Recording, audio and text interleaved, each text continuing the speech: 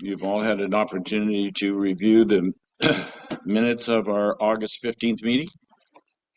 I have a resolution here moved by Member Matthews, seconded by Member Rivet. Be it resolved that the Township of Georgian Bay Committee of Adjustment approves the minutes of August 15, 2025 as circulated.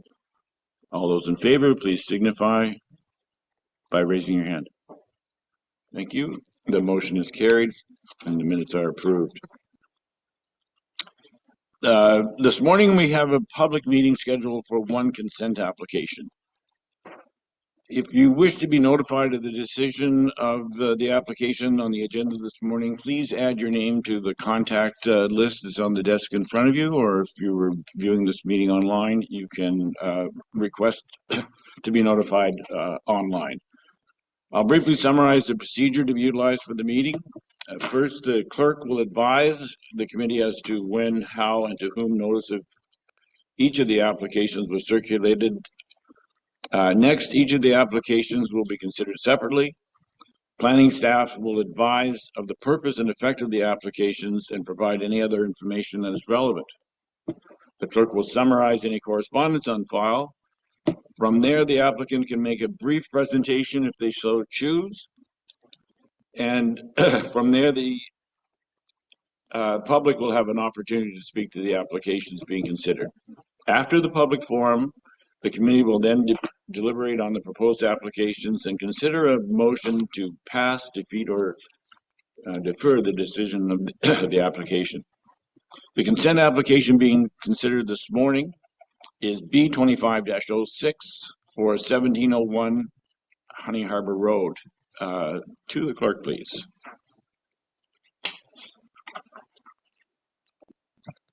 Notice of each of the applications was sent by first-class mail to the respective owners and assessed persons within 120 meters, 500 meters, or 800 meters, and to those persons and agencies likely to have an interest in this morning's application. The notices were sent at least 20 days prior to this morning's meeting. Included in each notice was an explanation of the purpose and effect of the application and a key map showing the location of the property. Other relevant information may have also been provided. These circulations were provided in accordance with the provisions of the Planning Act 1990.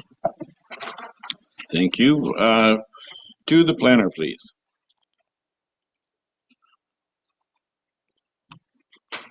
Through the chair, I'm just going to share my screen. Just give me one moment.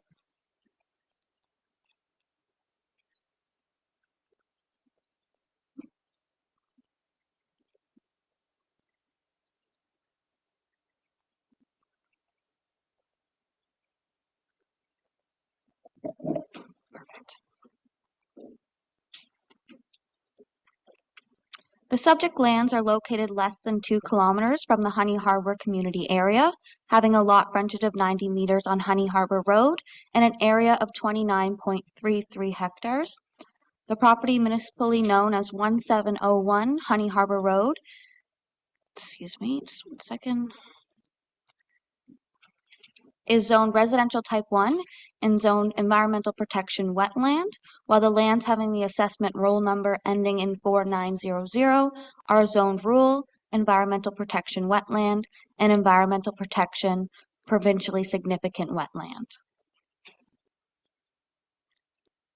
The lands are designated rural within the district and township official plans and are identified as containing a provincially significant wetland with moderate to high archaeological potential and a low to moderate wildfire hazard rating.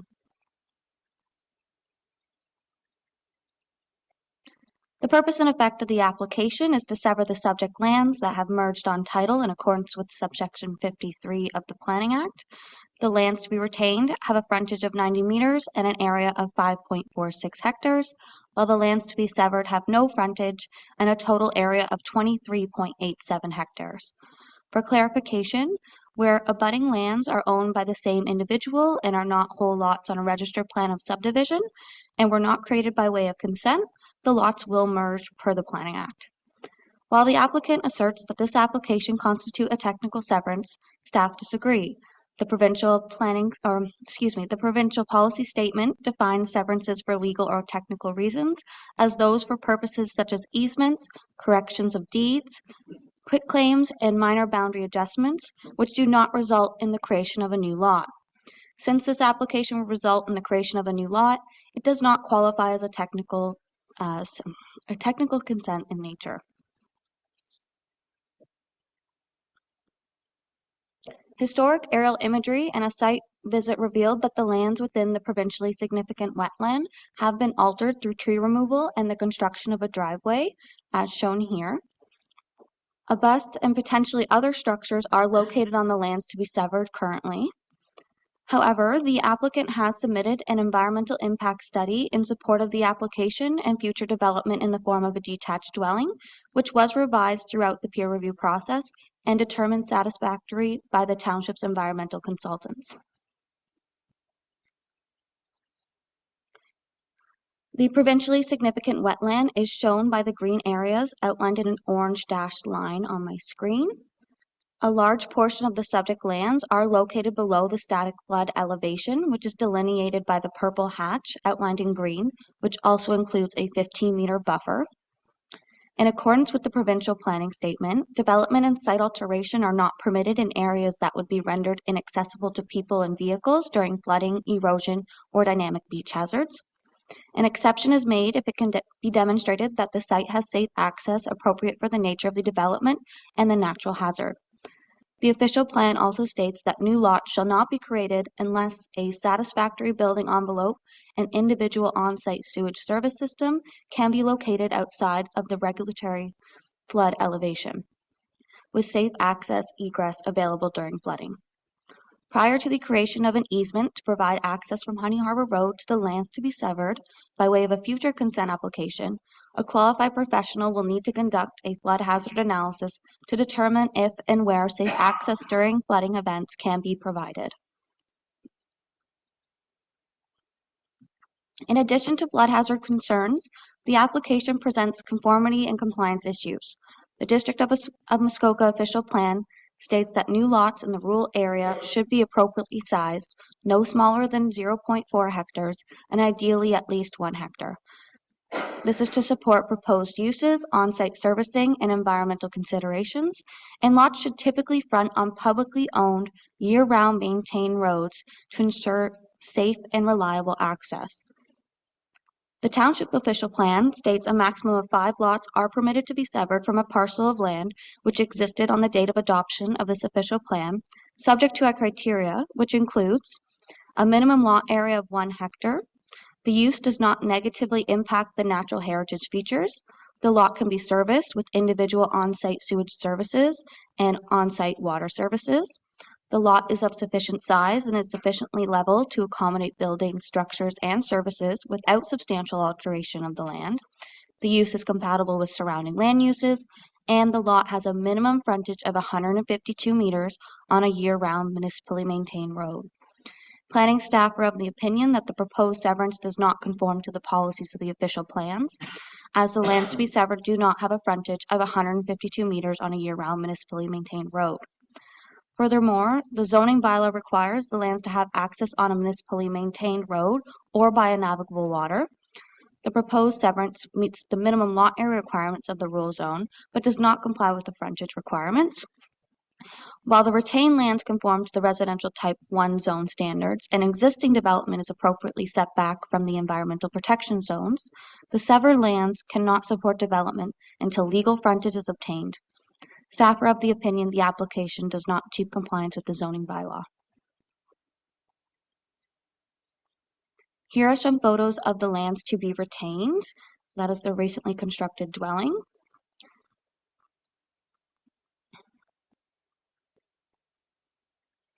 And the photo on the left was taken near the proposed rear lot line of the lands to be retained, facing the provincially significant wetland and lands to be severed.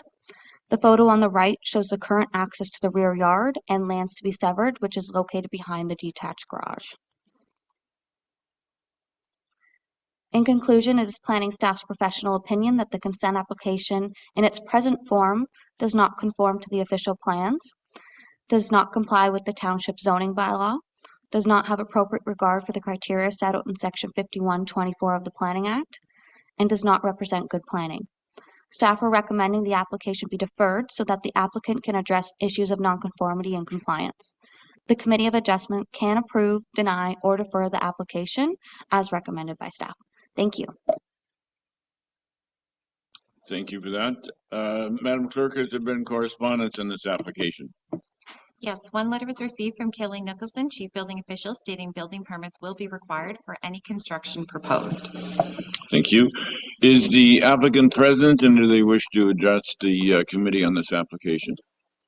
Okay, I don't see anyone. Their agent is on. They're online? Okay. Joshua Clark. Okay, please go ahead. Just gonna...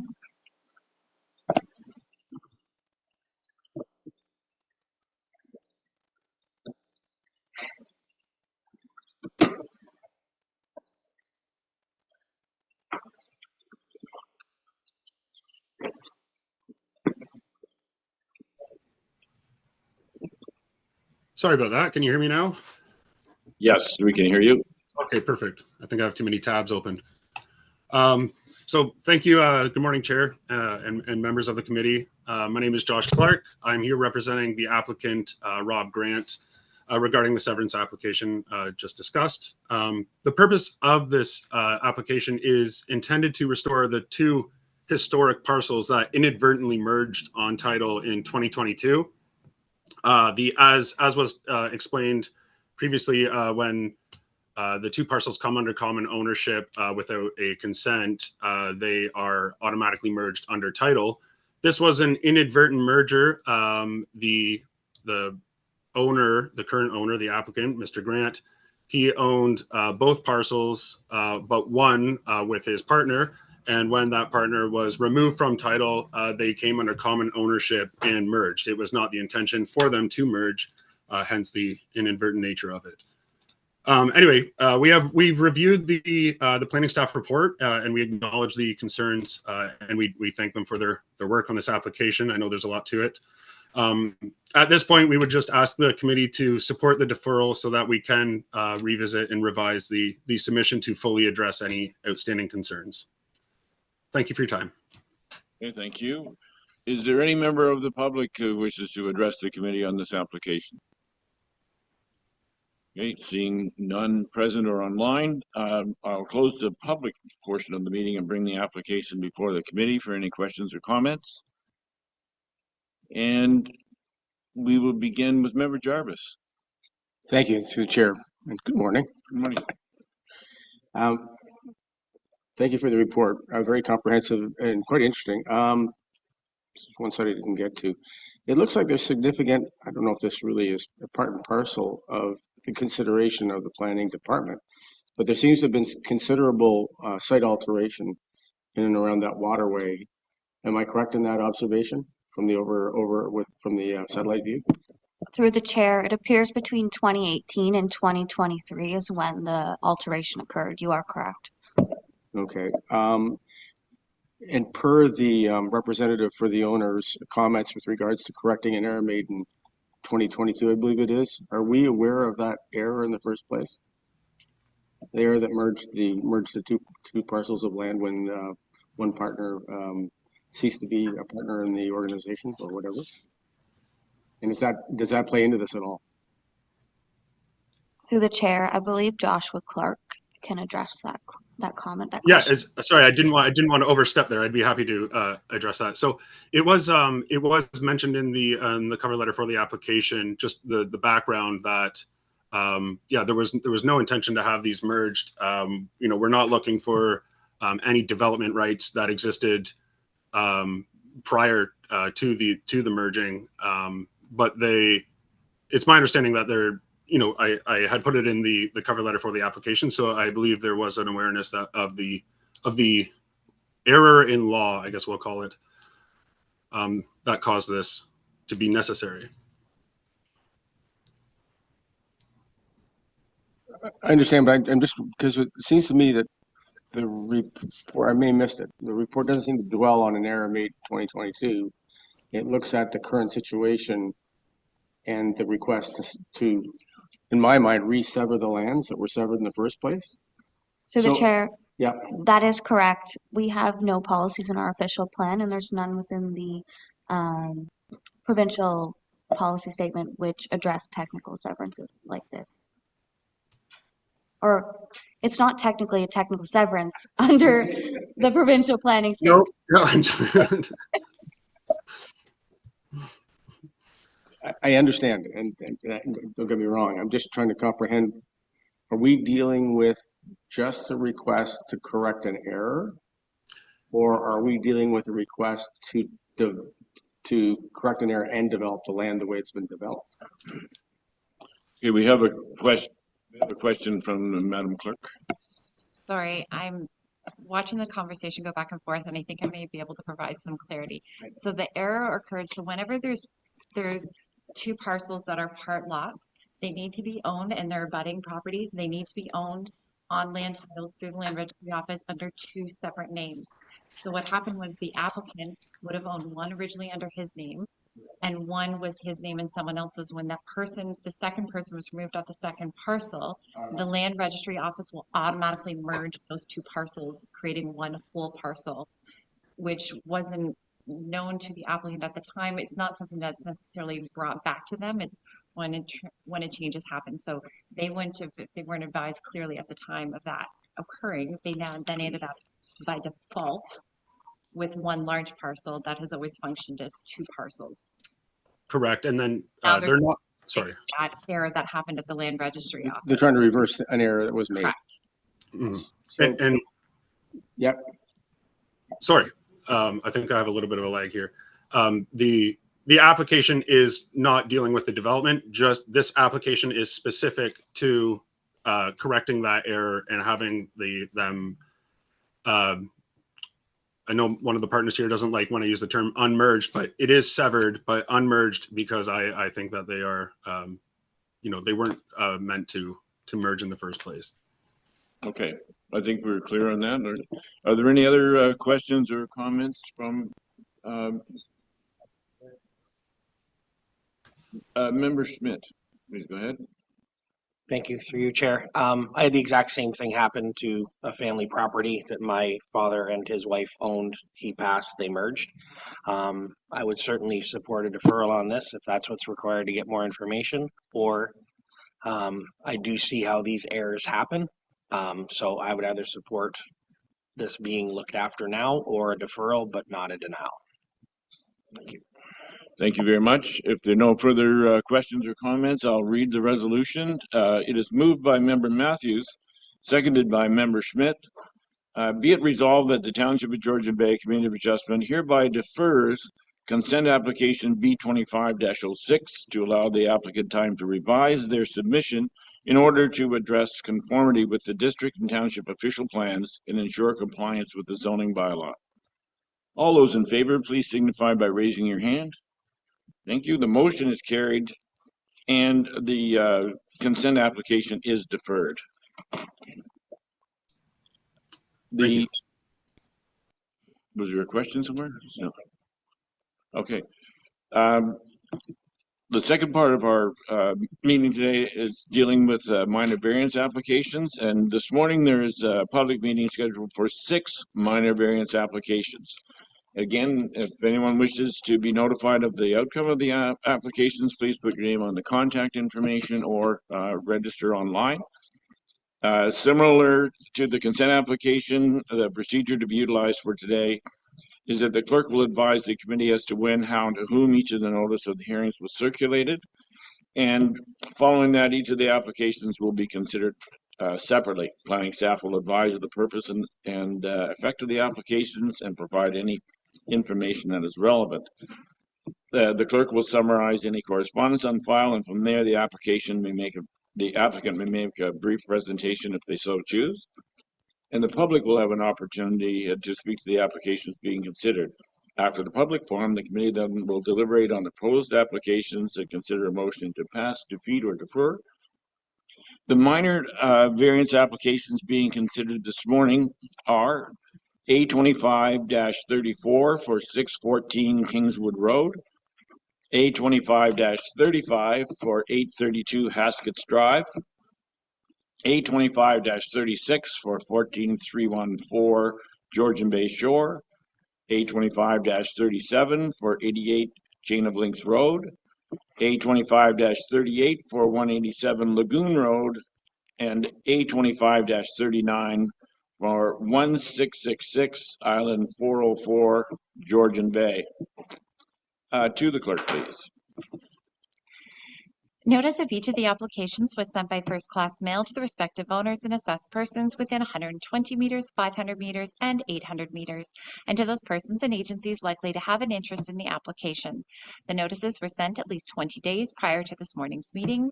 Included in each notice was an explanation of the purpose and effect of the application and a key map showing the location of the property. Other relevant information may have also been provided. These circulations were provided in accordance with the provisions of the Planning Act 1990.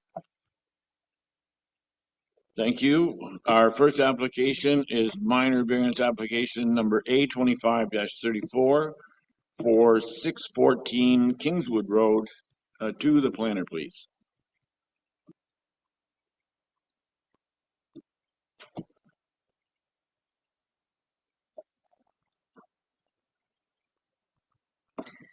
Through the chair, the subject property has an area of 11,340 square meters with a frontage of approximately 67 meters onto Georgian Bay.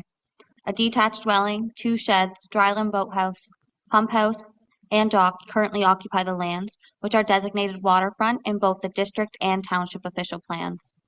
The property is located within the Honey Harbour coastal waterfront community, stratum 2 deer wintering area, and is identified as having moderate to high archaeological potential. The shoreline contains type 2 fish habitat, and a provincially significant wetland is located at the rear of the property as well as along the front lot line. The property is zoned shoreline residential type 1, with a portion of the rear being zoned environmental protection provincially significant wetland. The purpose and effect of the application is to seek relief from the zoning bylaw to facilitate the expansion of a legal non-complying dwelling.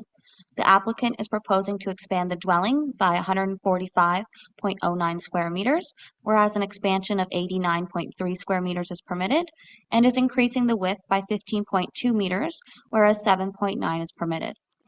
A variance to the definition of attached is also required to facilitate the proposed expansion, as a large portion of such is connected to the existing dwelling by an enclosed hallway, whereas our definition of attached requires complete enclosure or structural support upon a division wall or walls shared in common.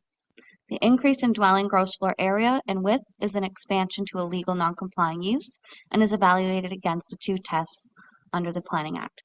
The variance to the definition of attached is an entirely new issue of noncompliance and as such evaluated against 4 tests under the Planning Act.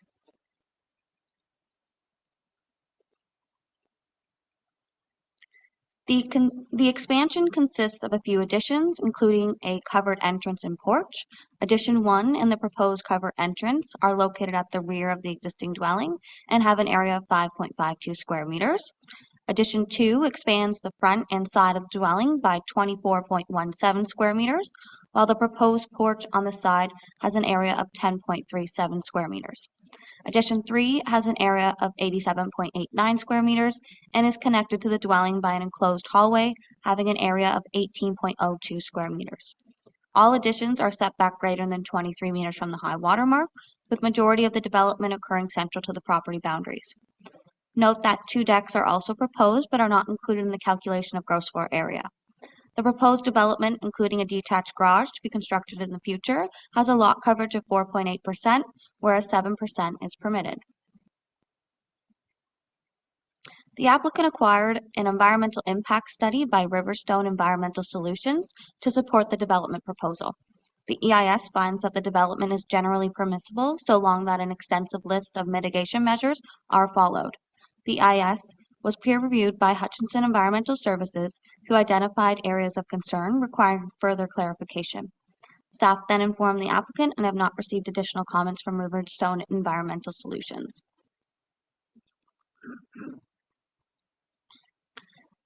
Staff informed the applicant, their former agent and designer, that it would be difficult to support a variance for the purpose of seeking relief from the township's definition of attached, and that a zoning bylaw amendment would be the most appropriate application to facilitate the proposed enclosed hallway and associated addition. However, the applicant decided on including this variance as part of their application. To reiterate, attached means a building otherwise complete in itself, which depends for structural support or complete enclosure upon a division wall or wall shared in common with an adjacent building or buildings. The proposed addition does not have any division nor substantial walls shared in common with the existing dwelling. The intent and purpose of the definition of attached is to prevent situations in which, for example, a secondary dwelling unit or a sleeping cabin is connected to a dwelling by a breezeway or a hallway on a lot where the use is not permitted, or to avoid being subject to height, size, and location requirements where the use is permitted. This definition also intends to prevent negative visual impacts as well as to ensure building additions are not independent in appearance and use. To confirm, a sleeping cabin use is permitted on the property. However, it would be limited to a size of 56 square meters, whereas the proposed addition has an area of 87.89 square meters, representing a difference of 31.89 square meters. Staff are therefore of the opinion that the proposed development does not meet the purpose and intent of the Township of Georgian Bay zoning bylaw.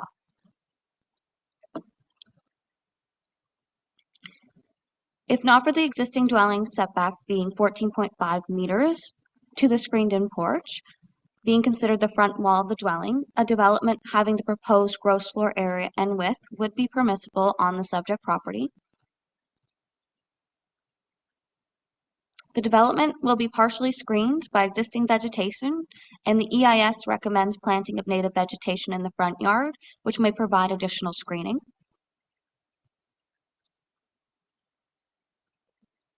Staff found that the variances regarding the gross floor area and width meet the two tests for the expansion of a legal nonconforming use under Section 45(2) of the Planning Act. However, the variance pertaining to the enclosed hallway in Addition 3 fails the test of meeting the intent and purpose of the zoning bylaw, being minor in nature and being desirable, representing 3 of the 4 tests under subsection 45(1) of the Planning Act. Therefore, staff are recommending that the Committee of Adjustment deny the application. Further details and an analysis of the variances against the applicable tests are contained within the associated staff report. If the committee does not share planning staff's concerns with respect to the manner in which these structures are proposed to be attached, they may approve the application. The committee can defer the application to a later date if additional information is required to come to a decision. Thank you. Madam Secretary, has there been any correspondence in this application?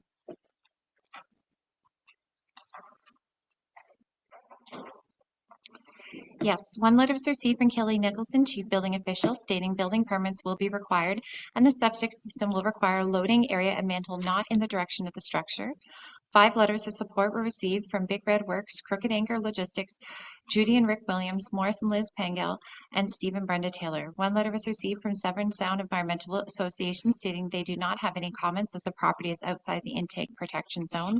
And 1 letter of objection was received from John D. Hansberger and Joan Hansberger stating the shed that is to be removed is clearly on their property, thus not allowing land rights to the applicant.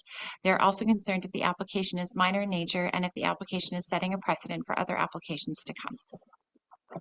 Thank you for that. Is the applicant present and do they wish to address the committee and add additional comments?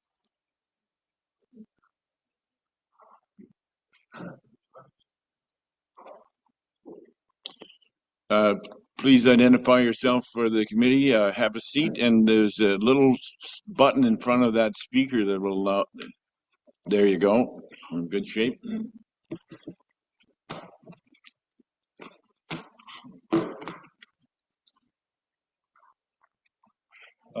Mr. Chairman, committee members, good morning. My name is Richard Woodruff. My wife, Kathy Devlin, and I are lifelong cottagers. We have purchased the family cottage in South Bay, and my grandparents bought it in the 40s, and it has been enjoyed by 5 generations of Woodruffs.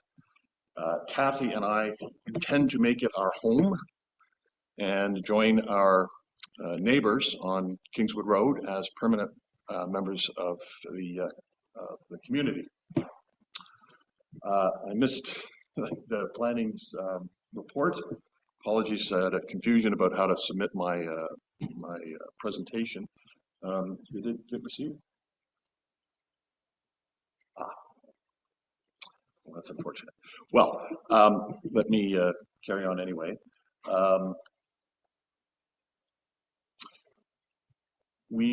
I'd like to elaborate to the committee very briefly on our plans, what we're trying to achieve, and why we're asking for a variance. I had a presentation. We are speaking about Lot 2 of Concession 10. I wanted to let the committee know that we also own Lot 1 of Concession 10, which is directly north of the subject property we're discussing. North of that is the Concession Road allowance, and then Concession 11. Our nearest neighbor to the north is around 500 feet away. We can neither see nor hear them. South of our property is our neighbors on South Bay. With regards to our proposal, we intend to transform our 3-season cottage that is serving multiple families into a 4-season home for one couple and their visiting guests. We are proposing to reduce the total number of bedrooms in our accommodation from 6 down to 3. And we have a fully functioning septic, but we are, as part of the transforming everything, we are proposing to put in a new septic as well.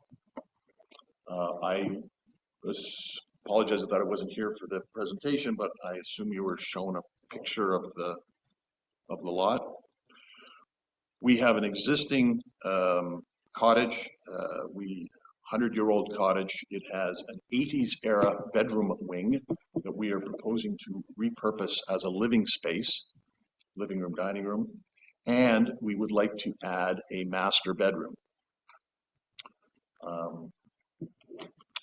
Our proposal is fully behind the 20-meter setback. It is within the height restrictions. It maintains the existing roof line, and it is approximately, it's well under the total lot coverage. It's approximately 57% of the lot coverage, I believe.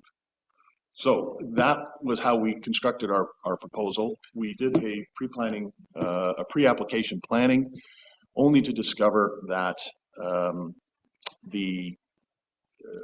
a portion of the 100-year-old screened-in 3-season veranda is within the 20-meter setback. That transforms our building into a legal non-compliant, and it limits the amount of expansion that we are allowed to less than what we are proposing. Therefore, we are required to do a minor variance to ask for additional space on the building. And also we had to do an environmental impact study as part, because we're in South Bay. So we have done all those things. Again, I missed the recommendations from the planning committee, but we are proposing to put the master bedroom on a piece of bare granite rock. Our 3-acre property is predominantly dense forest. We have an outcropping of Precambrian shield on which our cottage is built, and we are proposing to put the master bedroom adjacent to this expansion of the bedroom wing on a piece of granite rock. That is the most practical place to put it.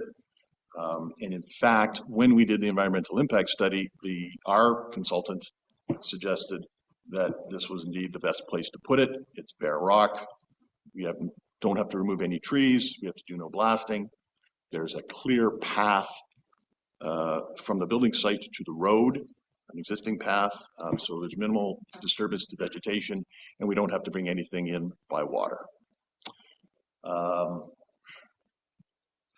I will summarize the EIS reports, the environmental impact study reports, both Mr. ours. Woodruff, if I could just step in for a moment. It's unfortunate that you missed the presentation from the planning, but they did cover all of those things.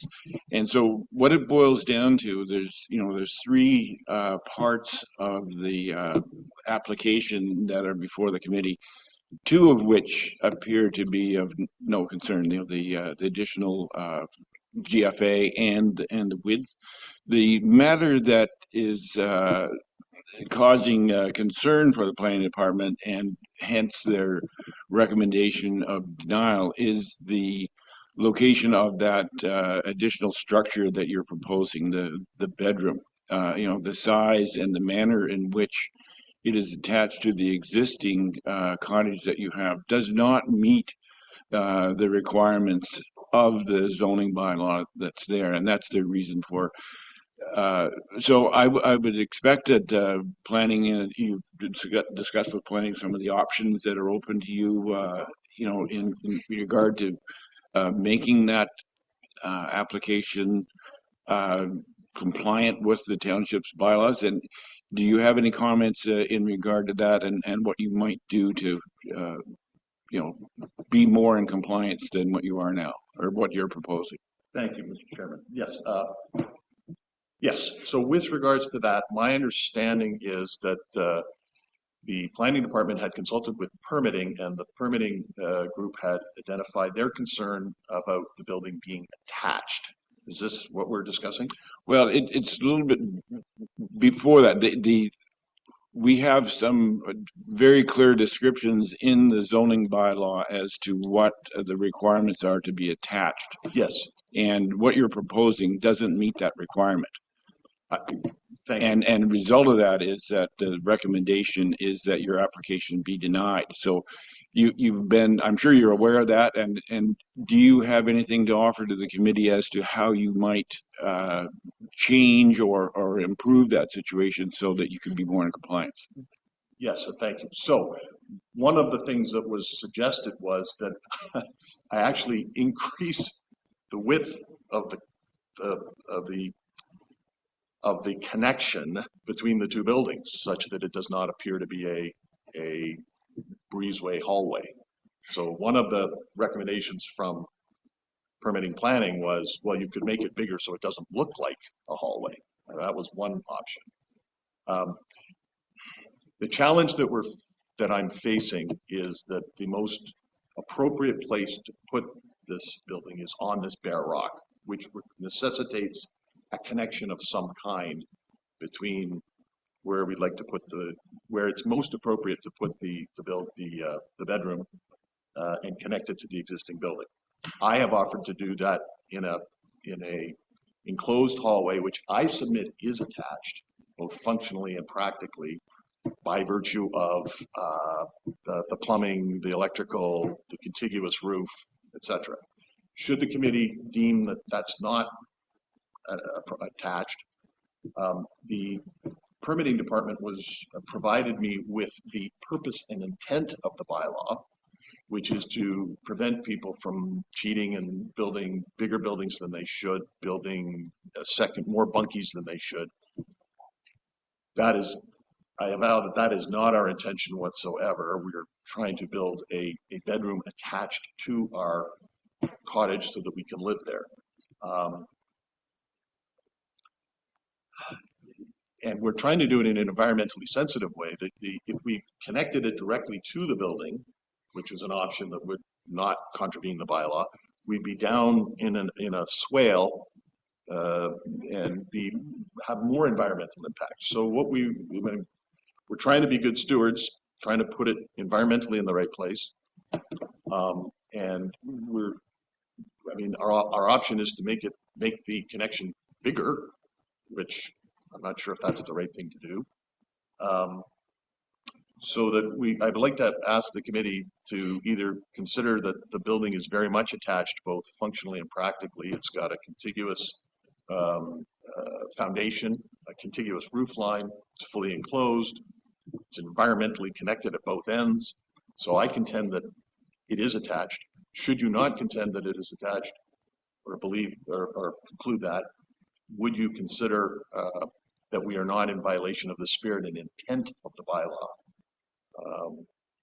We're not trying to build a bigger building than we're allowed. We could have ripped the entire building down and built an 8,000 square foot building behind the setback and probably got our permits in 2 weeks with no variance or EIS. And so we're trying to do the right thing. We'd like to accommodate. We think this is the right place to put it. The recommendation was make the hallway bigger. I'll do that if that's what I'm asked to do. The other, yes, let me leave it at that. Okay, then let's leave it at that, and let's find out if there's any other questions that need to be addressed by the committee. And before we do that, I would ask if there any member of the public that wishes to address the committee on this application. And Mr. Cooper, would you kindly come forward, identify yourself, and turn on that little speaker? I can sit down. Thank you. Memory's not great, so I wrote it down. I gotta push this? Or am I? And your name and address, sir? My name is William Cooper. I live at 544 Kingswood Road, one neighbor down from Richard and Kathy. My wife and I have been there for 30-some years. Mr. Chairman, Committee, and Planning Department, thank you for listening to Richard and his concerns.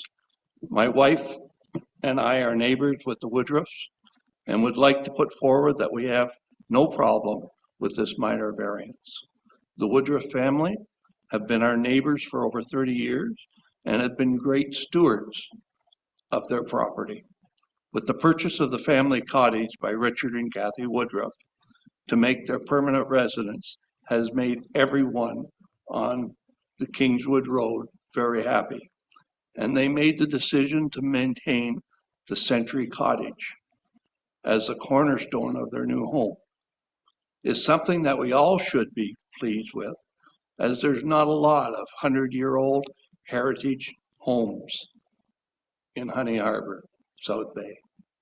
And Richard just mentioned it. If it would have been bought by somebody else, they would have come in and took it down. And that's what's happening on Georgian Bay. And I think what they propose is they've spent a lot of money refurbishing the old cottage. And it's a great spot and has lots of memories to the Woodruffs and to every neighbor that were their friends.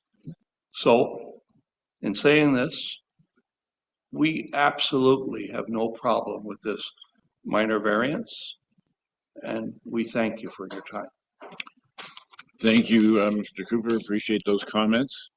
Sorry. Okay, and there's one person online that wishes to address the committee. Please identify yourself.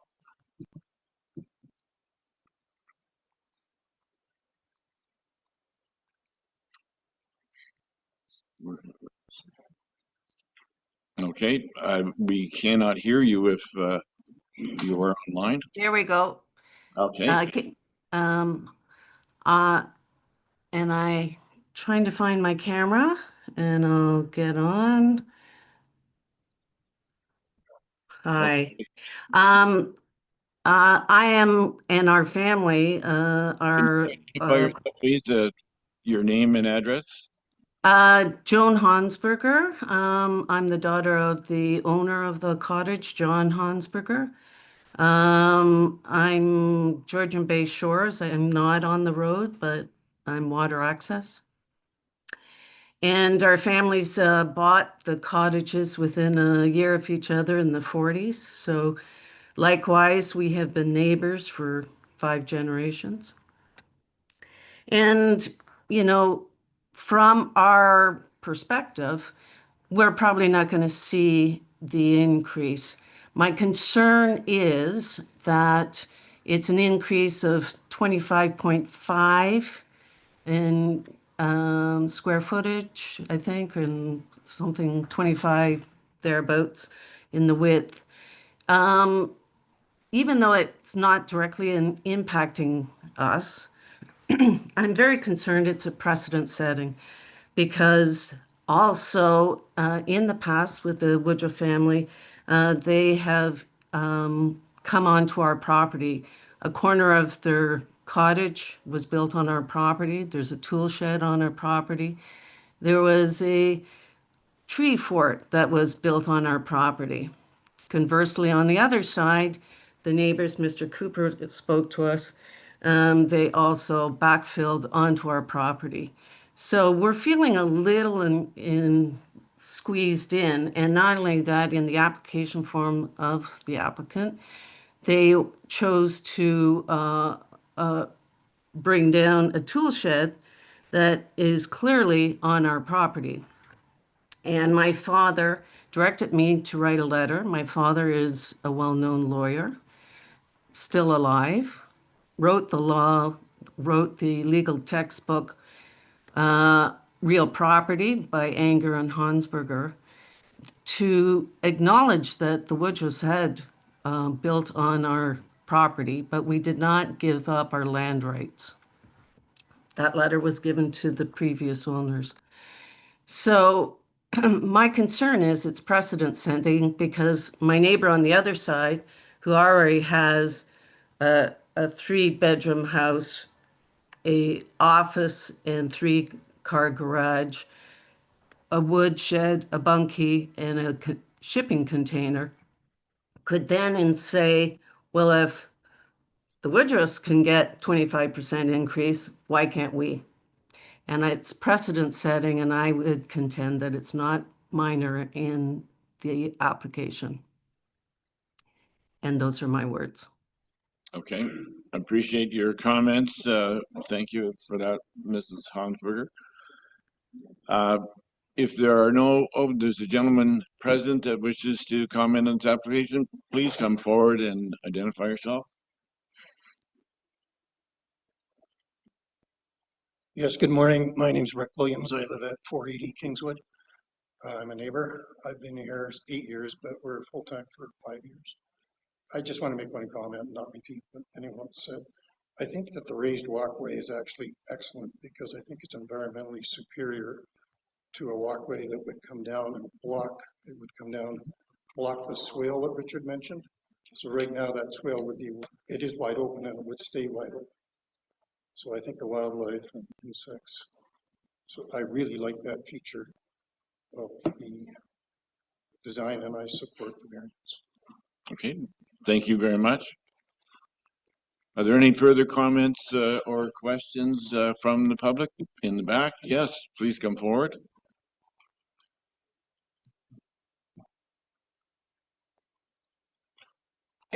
My name is Ethel Taylor. I am a neighbor of Ms. Hansberger. I guess she has I haven't seen written consent for her to speak for her father, but I guess she does. I would contend one thing, that she in her letter decided not to address the issue of what the Woodruffs are doing, but include us.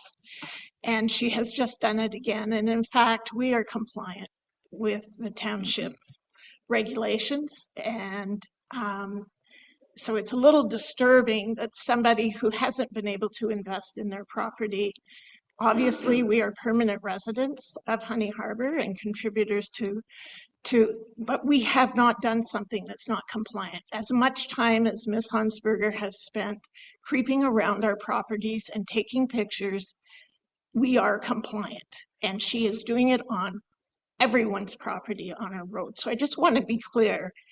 I don't want it left that Cooper Taylors have not complied with the community. I think it's despicable and unnecessary, and I want to be clear, we have, and if you want to check, but we have a neighbor who actually is illegally on our property taking pictures constantly. So I would just put that in perspective for you, because I don't want it left that Bill and I have not done things well. Thank you. Okay, thank you for those comments. Is there any other member of the public? Yes, please come forward.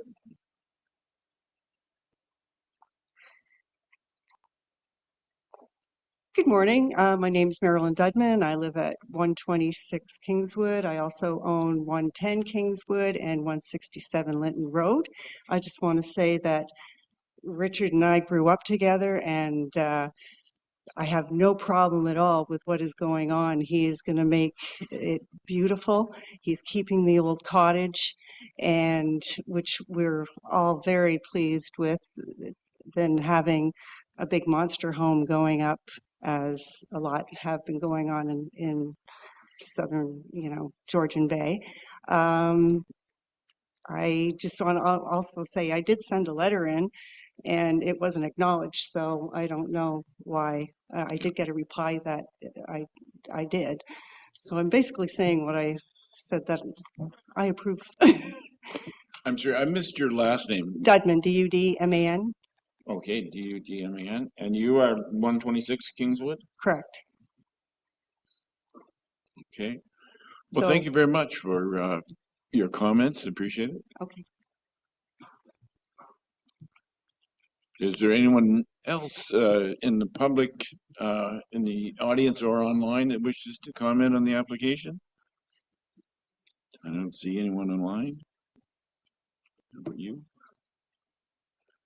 Okay, seeing none, I will close the public portion of the meeting and bring the application before the committee for any questions or comments. And Member Jarvis. Thank you, Susan Chair. Sorry, Member Matthews, I beat you to it. It's your right. The issue here is the connecting portion of this addition. If within our bylaws we allowed this type of connection, we would still be here for variances with regards to width and GFA. Is that correct? Through the chair, that is correct. They are seeking a variance for the width and the gross floor area as well. Okay, I've been able to visit the site, and I happen to be in agreement with the proposal in many respects. So it's a good idea. It's interesting that we have this written into our bylaws, and I think it's something we have to review. But we do have to consider the increase in GFA and among other things. So the only other question I have is with regards to that shed that's on the neighbor's property. There seems to be some disagreement as to whether that shed stays up or comes down. I know it's not part of the application. I'm just curious. No, there's no question there at all. Member Jarvis said building is being removed, and it was agreed way back in the beginning. So that's not an issue. Okay, it just doesn't seem to have been agreed to by the neighbor, on whose property it stands apparently. It absolutely stands on the neighbor's property. It was built by my grandfather when the neighbor's grandfather was around. It is 100% on the neighbor's property, and I commit to removing. Okay, anyway, my only point was that obviously it's a breezeway, that's the issue. However, we are looking at obviously other aspects of the application that exceed, and that's why we're looking at the variance. Like I said, I think it's a good idea. Thank you. Any other questions or comments? Member Matthews. Thank you, Mr. Chair. Shania, I think you mentioned at the beginning that the discussion took place with the applicant about going for a zoning amendment as opposed to a minor variance. Because the zoning, in the interpretation of the zoning bylaw by the planning department, which I would defer to, it's understanding that better than I, seems pretty clear. And a zoning amendment probably could have cleared this whole thing up. So I'm wondering if the applicant's open to a zoning bylaw amendment? Or because if so, we could defer this, let them go that route. I think it would have been a lot easier to go for a zoning bylaw amendment than this whole committee. And to me, that seems like the simplest solution. I understand what you're trying to do to be environmentally sensitive. That's great, but the zoning bylaw is pretty clear about what is allowed and isn't allowed. And I guess to Ms. Hansberger's concern, she wasn't talking about the breezeway so much, but I would be concerned if we were making amendments to the zoning bylaw. What's the point in the zoning bylaw? Those are my comments. Okay. Thank you for that. There was a question put forward there, Mr. Woodruff, as to the your willingness to accept or to proceed towards a zoning bylaw amendment. Were you given that option? And I would expect that option is still there. Is that something you've considered? Mr. Chairman, I'm not familiar with the process of the zoning bylaw amendment. My understanding was this was the route I was supposed to take, and this is what got me here. So if there's an alternative process, I don't understand what that is. Okay, thank you for that. Are there any further questions or comments? Member Predko. All right, thank you. Through you, Chair. Yeah, I just wanted to comment again as well on the zoning aspect of the attached hallway or unattached hallway, depending on the definition that we're going through. I can appreciate the differencing of opinions and how that wording in our zoning bylaw is specific, and yet what we're attempting to do is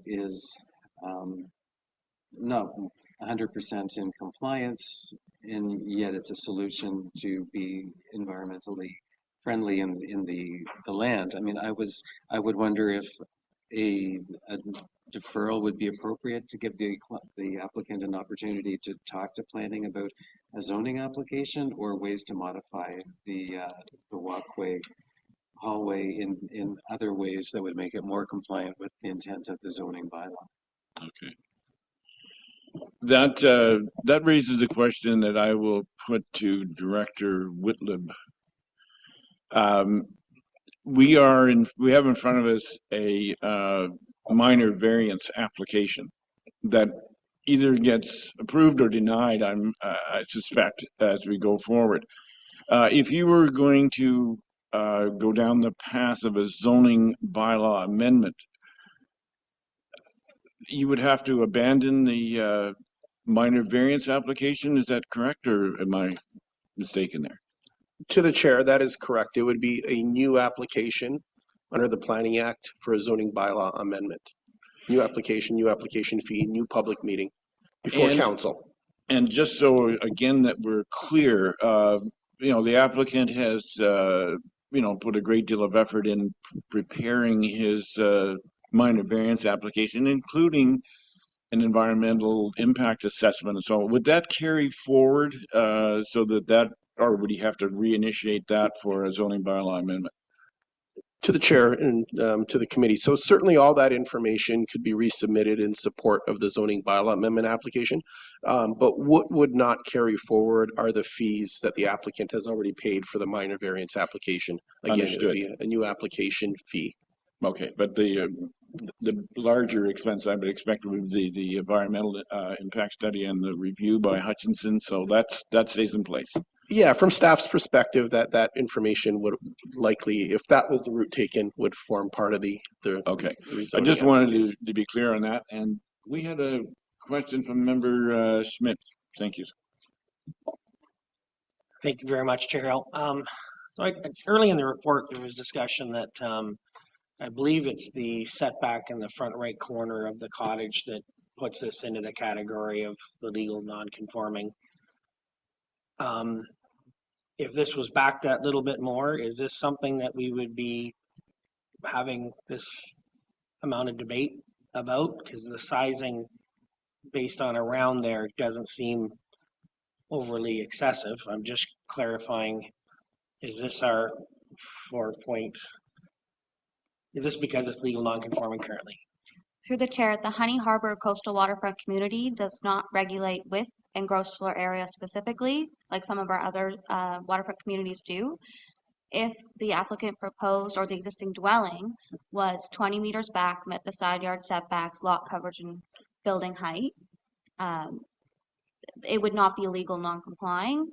Because the existing dwelling has a setback of 14.5 meters at its nearest point from the front wall to the high water mark, it then puts them subject to the limited expansions under 411E of our zoning bylaw, being a certain percentage of the existing gross floor area, as well as a certain percentage or up to 6 meters in width. Yep. As well. Okay, I thought that was the case, and the only other thing is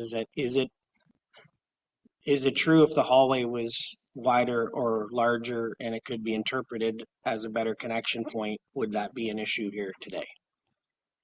Through the chair, we would have to see a revised set of plans. It would just have to meet the definition of attached. So they'd have to have, the walls would have to be, division walls would have to be substantially attached or connected to the existing building. We would have to see the plans to see what that would look like, but essentially it has to be structurally supported by the division wall and things like that. I know there are some abuses. I know people that considered an addition to a property because they connected water lines and sewer lines and stuff like that. So I understand the hole that this is trying to plug here, but I'm struggling that we would defer this from this forum here to make a decision to then put it to another section of the city or the township to incur more costs, potentially more delays on something that I would think the end result is going to be an approval. That's my layman's view of this. So I guess all I would say is that I think that there has been some environmental consideration to this location and the way this has been situated on the property in a respectful way. And I just wonder what a deferral to another division of this township is going to do if the end result is going to be what is being requested today. That's my 2 cents. Thank you. I would just ask one more question of our planning department. The structure as proposed does not meet the requirement of the zoning bylaw for this area. And the holdup on that is the walkway itself. Has the building department been involved in here? And I'm saying that if for some reason the application got approved, is there a possibility that would go to the building department and they would say, no, we can't issue a building permit because of the design that you're proposing? Through the chair to the committee, thank you. So to staff's knowledge, no, we don't believe there would be a building department concern. Obviously, it would have to be built to building code, but it's purely a matter of zoning and the definition of attached. And if I may, stop me if I'm already covering something the committee knows, but I'll illustrate with these two.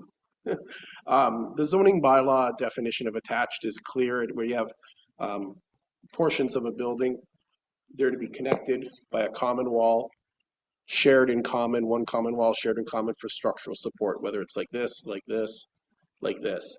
And the definition is intentionally and precisely intended not to permit structures that are otherwise independent of each other, but then connected by a hallway or some other connection.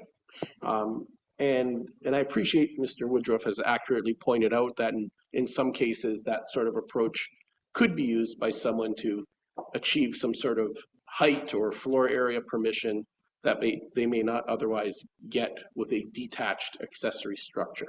And I appreciate that that's not what Mr. Woodruff is proposing. He's been very clear and candid with staff and with the committee about what he's proposing. So it purely comes down to the purpose and intent of the zoning bylaw. We'll hear later, as the committee knows, we're going to be talking later this afternoon about minor variances. And the minor variance process under section 45(1) is designed to afford the ability for the Committee of Adjustment to relax a provision of the zoning bylaw, but not to change the zoning bylaw. So from staff's perspective, that's where it falls short in terms of the 4 tests, which are specific to minor variances, specifically the purpose and intent of the zoning bylaw. If the committee has a different opinion on that test or the other tests, that's what we're here for. So that's just an explanation of the process and the considerations. Thank you. That cleared up a number of questions, at least that I had on here. And if I was to summarize the conversation that we've had so far, is that where we are on this application, there's 3 requirements. One is the GFA, the other is the width. There seems to be no concern about those 2 parts of it. And we are debating or discussing in great detail the necessity of that hallway and how that meets the definition of our zoning bylaw. And to me, that seems like a technicality. If we were, in fact, to take another route and provide this application for a zoning bylaw amendment, I think we would have a positive outcome based on the experience we've had. So with that in mind, we have an application. Please allow me to finish, Mr. Jarvis. What were you thinking? With that in mind, I think we have to recognize that the planning department have no choice but to follow the letter of the law and the letter of the zoning bylaw. And as such, they're presenting them the application in that light. If the committee can look beyond that and make a recommendation to move forward with this, then I think this would be the time to do that. Having said that, I'd like to entertain any question that Member Jarvis might have. I appreciate your observation there. I'm in agreement in that respect. My only comment is that within the report itself, there's a from the is it Hutchison who did the peer review on the EIS recommendation of some naturalization along the shoreline. I don't see that in the recommendation. Can we incorporate those recommendations into our recommendations should we decide to move ahead with this?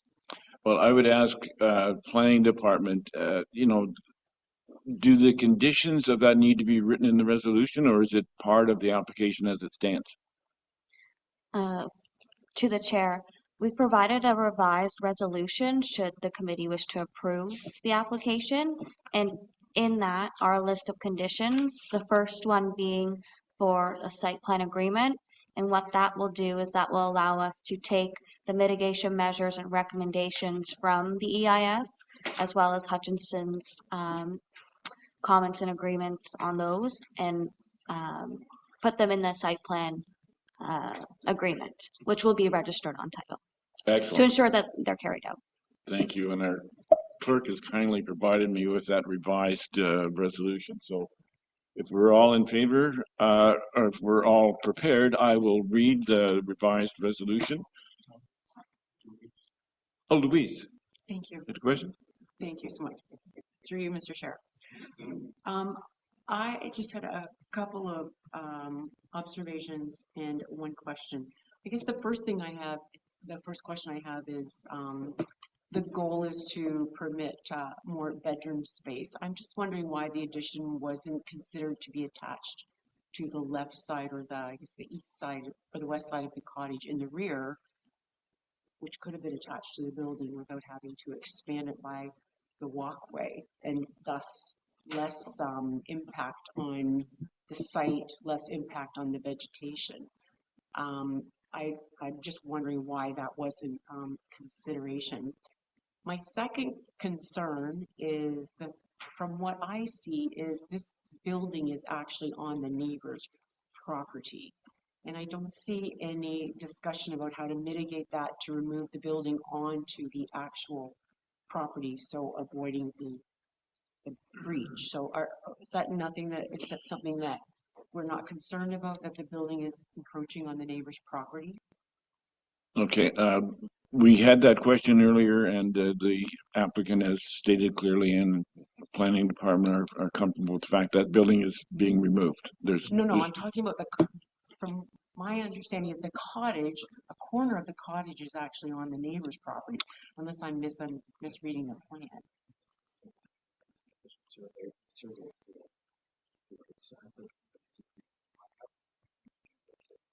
Yeah. Could someone confirm? I'm sorry, I apologize. No, I would ask planning, just on that one point, is it correct that if that tool shed is removed, that the balance of the property is in fact on the applicant's, on his side of the property line?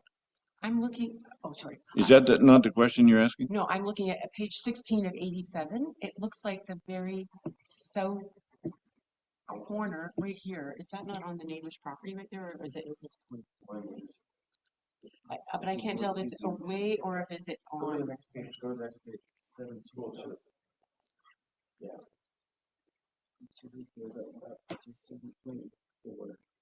It's barely on the Is it? If you could just confirm that for me.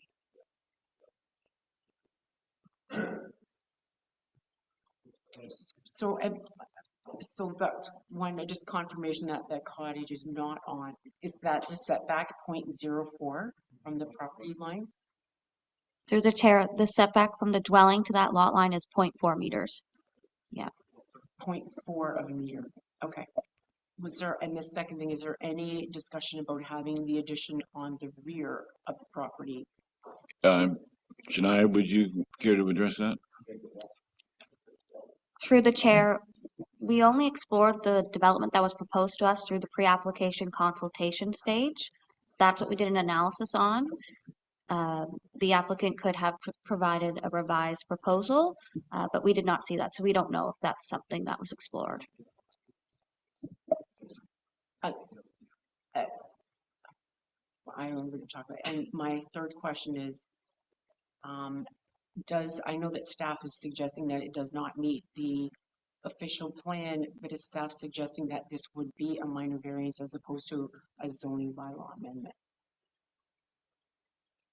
Through the chair, it does not meet the intent and purpose of the zoning bylaw, the attached definition, which is why we advised that a zoning bylaw amendment would be the most appropriate application to facilitate the development. And I have to concur with you only because of previous applications that have come forward. I think it's a dangerous precedent. I think the zoning bylaw would correct that to the satisfaction of the objectors. Those are my comments. Okay, thank you. A further comment by Member Matthews. Thank you, Mr. Chair. I just wondered, I got a sense from Mr. Woodruff that he might be interested in redesigning or making the breezeway compliant, but planning needs to see drawings before that could happen. I'm just wondering if a deferral might be in order, if you're open to that, Mr. Woodruff, to just, I think we all appreciate the amount of effort that's been put into this, the amount of money that's been put into this. I'd hate to see it go one way or the other just because maybe there was a solution that could satisfy both parties. Okay. There was discussion earlier in the conversation about making it wider. I don't think that has a major effect on it. It's more about what it is and where it is. And it seems to be an attitude that with this application were brought before Planning Council for a zoning bylaw amendment that they would have no objection. So to avoid having to go down that path, pay the additional fees and start the transaction over again. Yeah, that we can make an adjustment to the resolution that we have that would accommodate that. And then, you know, the applicant still has to deal with the building department and everyone else in order to, you know, get approval for a building permit. So that's sort of where the line of thought that we're on, Member Matthews. And we have a final comment from Member Schmidt. Yeah. I would like to put that revised recommendation forward for a vote. I believe that we all know the outcome of what this is. There's 5.8 acres of property there on Georgian Bay. I could not imagine putting an addition on for my primary building to be at the back. I think it's a good, solid spot, and I think it's environmentally responsible what's being done here. I would hope that we'd have the support of the committee to get this moved forward. Thank you for that. Seeing no further questions or comments, I will read the resolution. Be it resolved that the Township of Georgian Bay Committee of Adjustment approves minor variance application A25-34 to zoning bylaw 2014-75 as amended for 614 Kingswood Road to facilitate the expansion of a legally existing dwelling as described below. 1, an increase in gross floor area of 65.4%, whereas section 411E2 permits a maximum increase of gross floor area of 40%. 2, an increase in width of 58.4%, whereas section 411E2 permits a maximum increase in width of 30%. And 3, an addition being connected by an enclosed hallway, whereas structural support or complete enclosure upon a division wall or walls is shared in common as required in accordance with the definition of it attached in section 19. And subject to the following conditions. 1, that the applicant apply for and obtain site plan approval from the Township of Georgian Bay, including the execution and restoration of a site plan agreement against the title, registration of this site plan approval against the title of the lands. And 2, that the owner provide property tax certificate or correspondence from Township Financial Services indicating that all property taxes have been paid up to date with respect to the property that's subject to this decision. And 3, that the proposed development is substantially and proportionally in conformity with the dimensions as set out on the application and sketches supplied and approved by the committee. And 4, that the appropriate zoning certificate and building permit be obtained within 3 years from the date of decision from the township, only after the committee's decision becomes final and binding. All those in favor, please signify by raising your hand. We have 3 members in support out of 6. So A tie vote is a lost vote, so it's defeated. therefore, the application is, or the resolution is defeated, the application is denied. Thank you.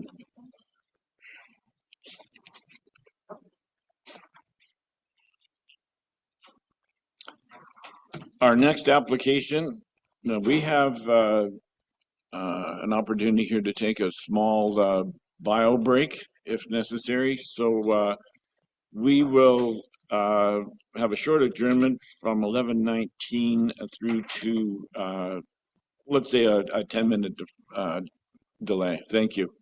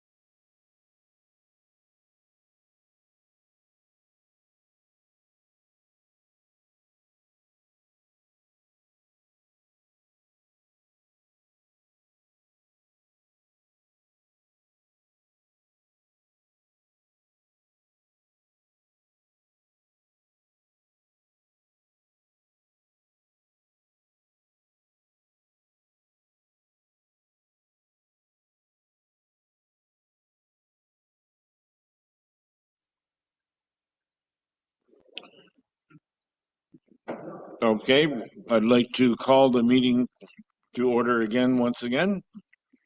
And our next application on the agenda is minor variance application A25-35 for 832 Hasketts Drive. To the planner, please. Thank you, Mr. Chairman, and good morning. And to the committee members, everyone in attendance here online, my name is Jeff Kratke, and as I'm working to share my screen with you, I am a registered professional planner.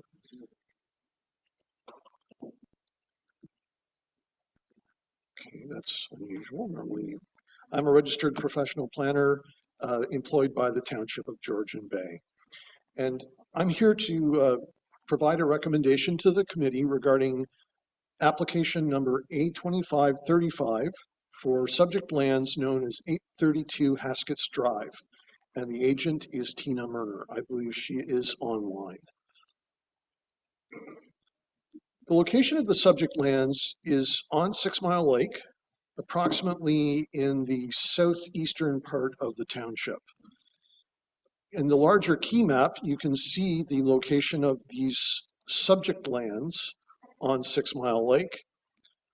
Additionally, though, this was an instance unlike the one the committee dealt with during its first application for a consent earlier today, where lands were part of a subdivision plan where they could not merge despite the fact that they were owned by the same individual. So when I began my review of this application, which came without a pre-application consultation, what I did was I discussed those lands as additional lands. I also labeled adjacent lands on a map, which has caused some confusion with the public. I understand from front counter staff that there was a phone call this morning asking for more information about this. And essentially, the adjacent lands we don't normally label. They are the lands that surround the application and belong discussed in the neighborhood of impacts aspect of a minor variance. In this case, the agent has also made me aware since my report was published that the additional lands have been part of a transaction and are no longer in the same ownership.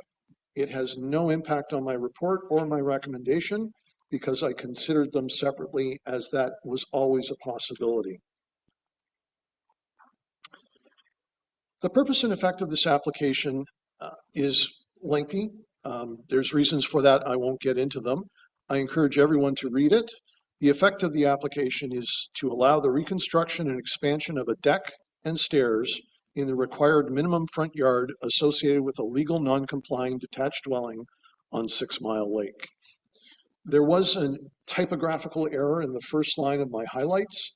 Please ignore it. The rest of the report correctly identifies the application number and the subject lands. Also during this application's circulation, the chief building official expressed some concerns that there was no information provided with the site sketch plan to include setbacks from the proposed deck and the septic tank and tile field.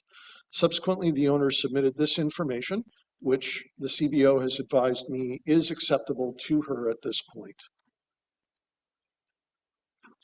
And just a little more information in more detail. This is again a sketch plan submitted by the agent, and it shows that again the proposed deck in front of the existing legal non-complying dwelling would normally fall within the requirements of our zoning bylaw, except for the fact that this 1968 dwelling is closer than 20 meters to the lake. The MOP and the GBOP include this land in the waterfront area, subject to deer wintering stratum 2, moderate to high areas of archaeological potential, and a low wildfire hazard.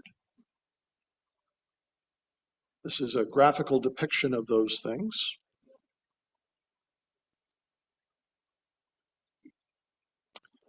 And again, there is only a type 2 fish habitat in 6 Mile Lake at this location. And the zoning bylaw places these lands obviously in the SR6 zone as they do the adjacent lands. And this is an aerial view. So if you did not visit the site, you can see in approximately the lower southeastern corner of the lands, the legal non-complying dwelling. This is the septic area, and the deck is essentially in an L shape around it. And this is a garage on the subject lands. So my recommendation is that the committee approve this minor variance, and I won't read it in full, it's there on the screen, under subsection 45(2) of the Planning Act, as it meets the tests for a legal non-complying structure. Thank you. Thank you. Madam Clerk, has there been correspondence in this application? Yes, one letter was received from Kelly Nicholson, Chief Building Official, stating building permits will be required and OBC setbacks from the septic system and deck must be maintained. 3 letters of support were received from Julia Manning, Scott Roger, and Leif and Karen Fry. Thank you. Is the applicant present, and do they wish to address the committee in regard to this application? I see no one present. Anyone online? Okay.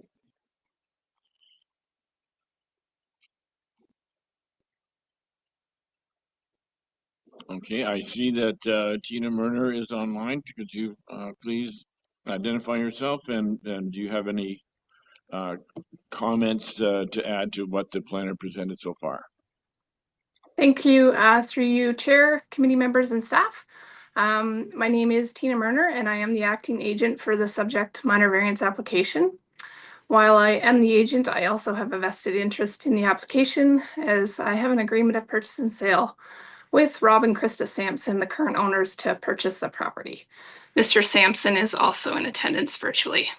Thank you to planning staff for the report. We have no concerns with the recommendation as presented. A little background about us and the parcel subject of the application. My family has been visiting 6 Mile Lake every summer for the past 14 years.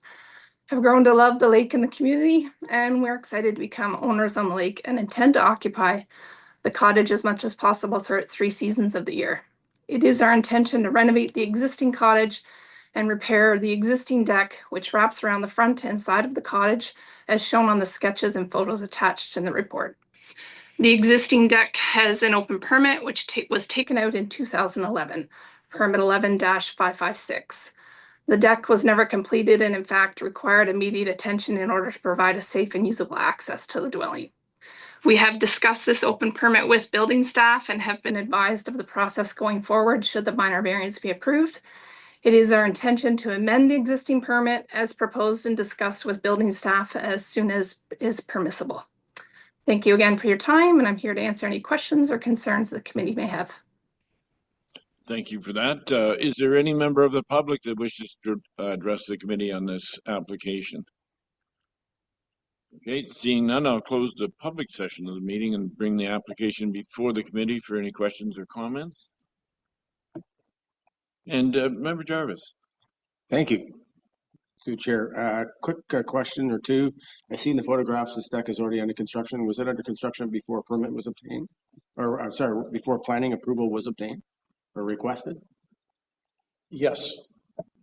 Then further to that, how was it determined by either the owner or the planning department that a permit would be required? So there's an open building permit for a very long period of time. Building staff attended the property, I guess, to follow up on that matter, and they discovered the construction that was underway. The construction that was underway exceeded what was allowed by the building permit. So it's not that there wasn't a building permit, it was that there's more being built than was permitted. And the permit, I believe, and the agent may be able to correct me, I believe it's from 2011, so it's quite a dated permit. Was a stop work order placed on the building? Not on the building, but my understanding was that there was a very dated stop work order that was issued years ago, long before the current owner became involved with this property. And I'm very unclear as to the status of that stop work order. But again, there is an open building permit. However, that building permit does not actually permit the deck as it is being built. And the open permit and et cetera are all part and parcel of work done by a previous owner? Is that what we're understanding here? Yes. Thank you. Any further questions or comments? Yes, just one clarification to the planner. You mentioned that there were adjacent lands. The adjacent land known as 108 Island Drive is not relative to this application. It's just an error. That's Okay. my typographical error, and I apologize. It kind of led me a bit of astray. Okay, and my other question, was there a deck in the original permitted application? And this deck is just bigger than what was permitted, or was there no deck at all in the original permitted application? Yes, there was a deck, but this deck is larger. Okay. Thank you. Those are my questions. Any questions over here? All right. If there are no further questions, I will read the resolution. It is moved by Member Jarvis, seconded by Member Predko. Be it resolved that the Committee of Adjustment of the Township of Georgian Bay grants the minor variance requested by application A25-35 regarding subject lands municipally known as 832 Hasketts Drive and shown in the attached key map pursuant to subsection 45(2) of the Planning Act.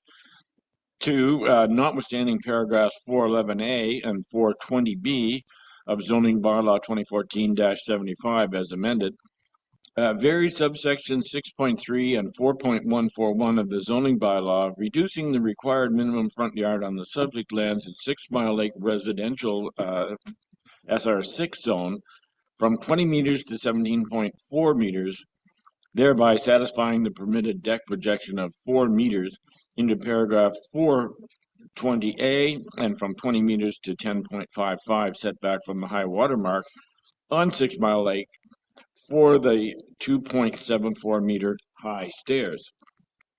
The decision is subject to conditions being 1, that the owner provide a property tax certificate or correspondence from the Township Financial Services indicating that all property taxes have been paid up to date with respect to the property that is subject to this decision. 2, that the proposed deck and stairs be substantially and proportionally in conformity with the dimensions set out on the application and sketches submitted and approved by the committee.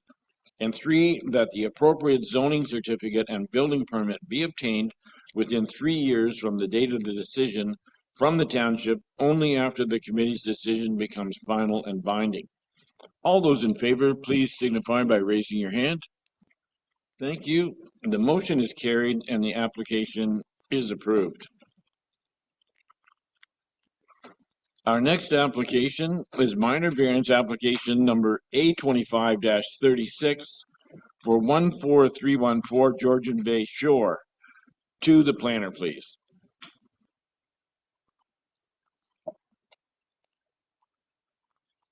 Through the chair.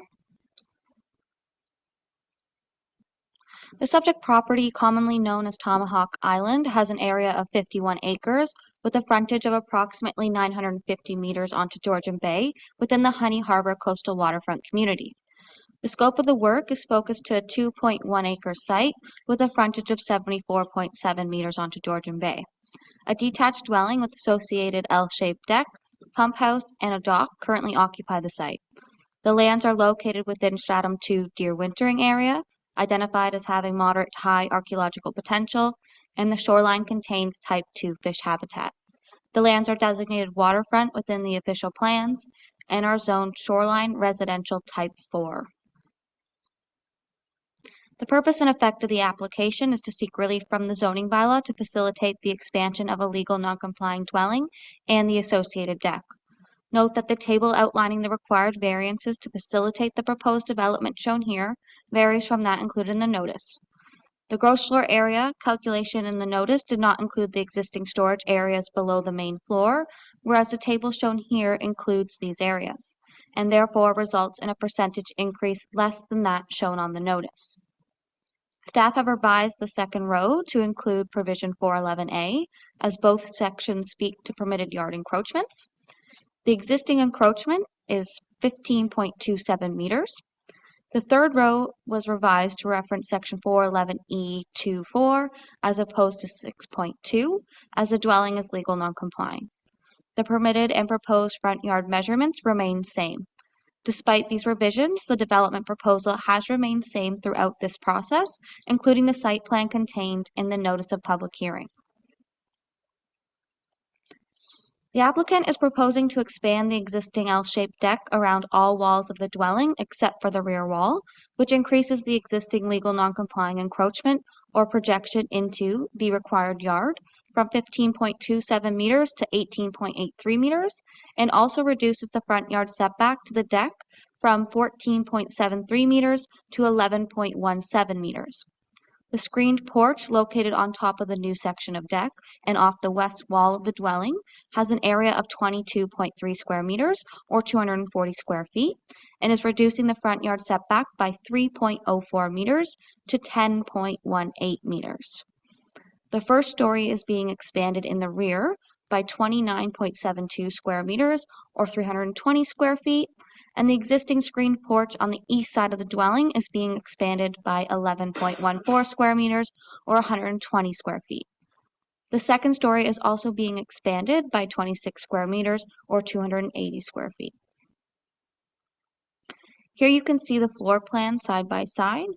The second story addition provides for a bedroom off the existing loft space. The first floor addition at the rear allows for more washroom facilities and 2-bedroom expansions. The screened porch on the east side is being expanded by 6 feet over the existing deck. As shown here, the deck is being expanded to wrap around the dwelling with a portion of the deck forming a new screened porch. As supported by site photos, the proposed development will be screened from view by mature vegetation. The applicant also confirmed that no tree removal is required to facilitate the development.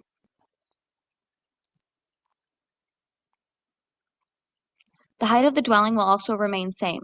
No privacy concerns will arise due to the large separation from other dwellings which form part of Tomahawk Club, and there are no sensitive natural heritage features on or abutting the lands.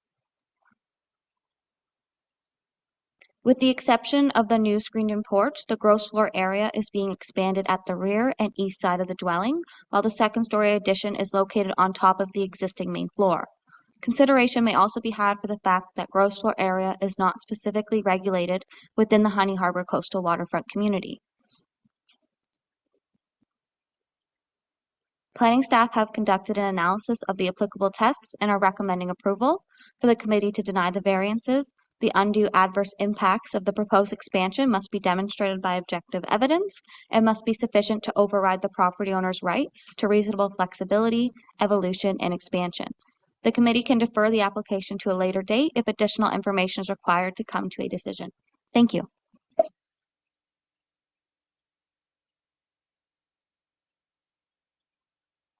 Yes, one letter was received from Kaylee Nicholson, Chief Building Official, stating building permits will be required and septic system upgrade may possibly be required. One letter was received from the Severn Sound Environmental Association, stating they do not have any comments as the property is outside the intake zone. One letter of objection was received from Tom Bain, President of the Eastern Georgian Bay Protector Society, stating concerns with the high water mark setbacks, setting precedent for high water setbacks, and that the application is not minor in nature. 3 letters of support were received from Jamie and Kathy Fry, Peter Terlecki, Thomas, and Elizabeth McWilliams. Thank you for that.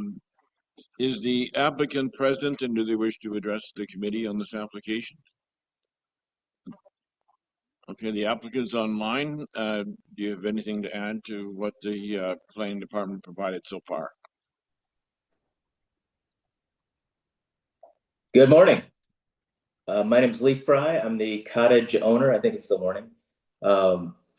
My family, I am a 4th generation Honey Harbour cottager. My children are 5th generation.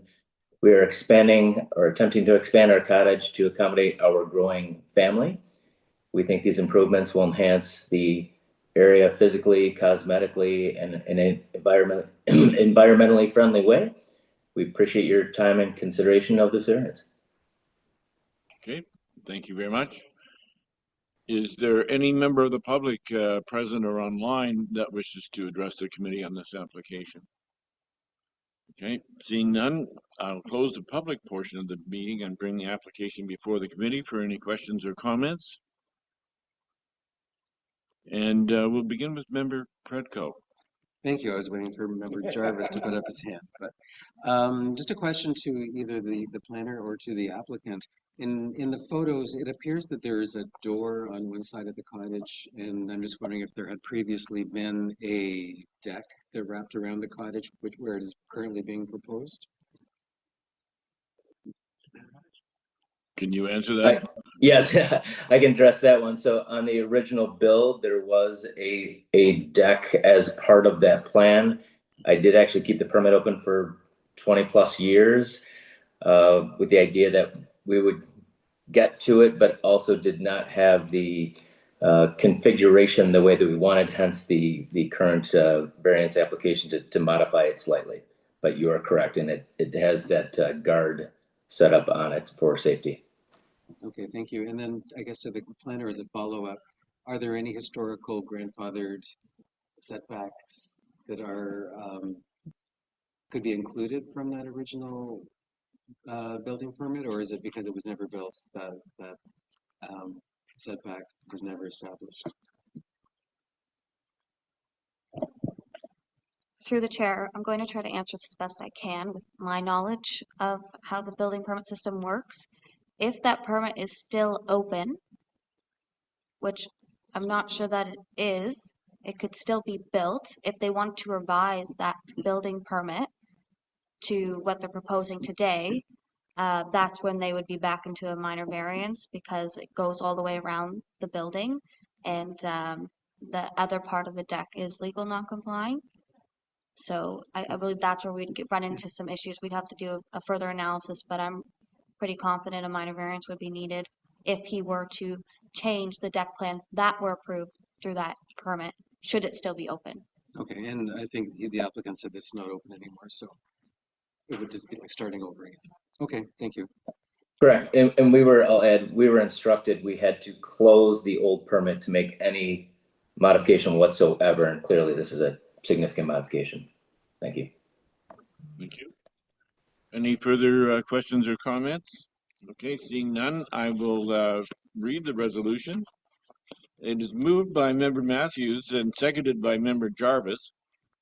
Be it resolved that the Township of Georgian Bay Committee of Adjustment approves minor variance application A25-36 to zoning bylaw 2014-75 as amended for 14314 Georgian Bay Shore to facilitate the expansion of a legally non-compliant dwelling as described below. 1, an increase in gross floor area of 42.7%, whereas section 411E2 permits the maximum increase of gross floor area of 40%. 2, a front yard deck encroaching 18.83 meters into the required front yard, whereas section 4.20 permits a deck to encroach 4 meters into the required front yard, and an encroachment of 15.27 meter legally exists. And 3, a dwelling expansion having a front yard setback of 10.18 meters, whereas a front yard setback of 15.39 meters legally exists. And section of 411E2 does not permit further encroachment in the existing front yard. The above noted approvals are subject to the following conditions.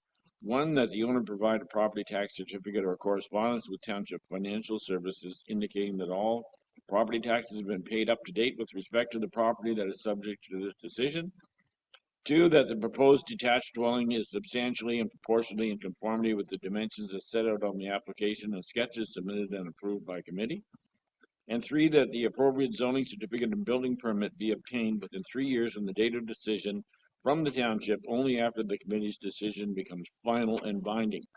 And 4, that an Ontario land surveyor, professional engineer, or certified engineering technician verified by pinning the foundation wall and verifying in writing or by the way of survey real property report prior to the pouring of footing, and if no footing, the foundation that the covered porch addition is no closer than 10.18 meters from the front yard line.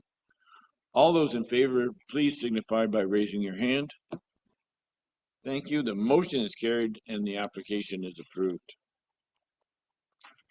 Our next application is minor variance application A25-37 for 88 Chain of Lakes Road. To the planner, please.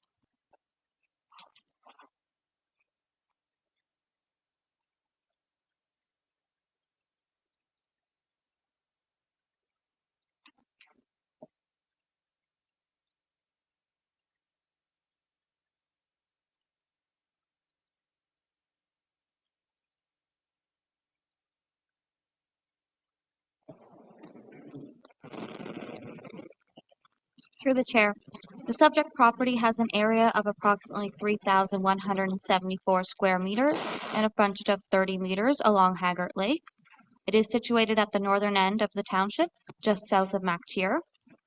The property is occupied by a detached dwelling constructed in 1970, a detached garage built in 1980, a shed, and a dock that aerial imagery indicates has been there since at least 1977. The lands are designated waterfront in both the district and township official plans and are zoned shoreline residential type 1, exception 1. The lands are located within 120 meters of type 1 fish habitat, while the property shoreline contains type 2 fish habitat.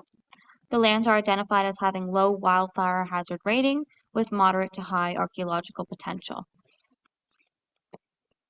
The purpose and effect of the application is to seek relief from the zoning bylaw to facilitate the expansion of an existing dwelling and attached deck. The dwelling and deck are being expanded into the side yard. However, due to the curvature of the shoreline, the expansions will have a reduced setback compared to the existing dwelling and deck. The applicant is proposing to reduce the front yard by 1.3 meters for a front yard setback of 21.7 meters and increase the gross floor area by 38.85 square meters within the required 30-meter front yard.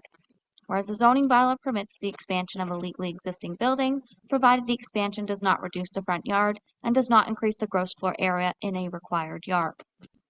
The deck will have a projection of 5.8 meters into the required yard for a setback of 20.2 from the front lot line, whereas a projection of 5.5 meters and setback of 20.5 meters from the front lot line legally exists.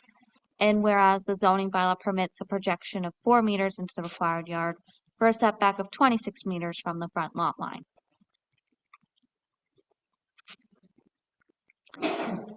The deck addition reduces the front yard by 0.3 meters for a front yard setback of 20.2 meters and increases the area by 9.66 square meters within the required 30-meter front yard, whereas the zoning bylaw permits the expansion of a legally existing structure provided the expansion does not reduce the front yard and does not increase the floor area in a required yard.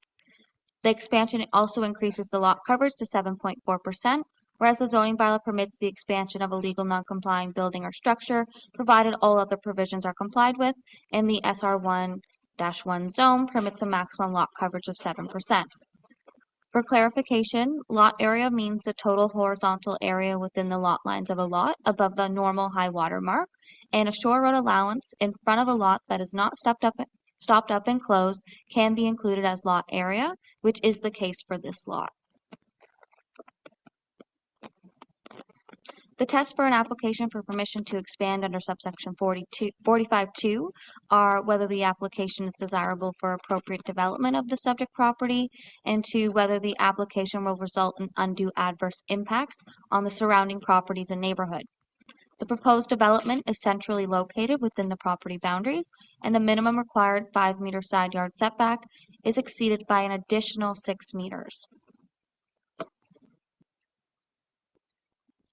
Mature trees and vegetation in the front and side yard will provide visual screening of the development, which is situated outside of the shore road allowance. As shown in site photos, no mature trees will need to be removed to accommodate the expansion.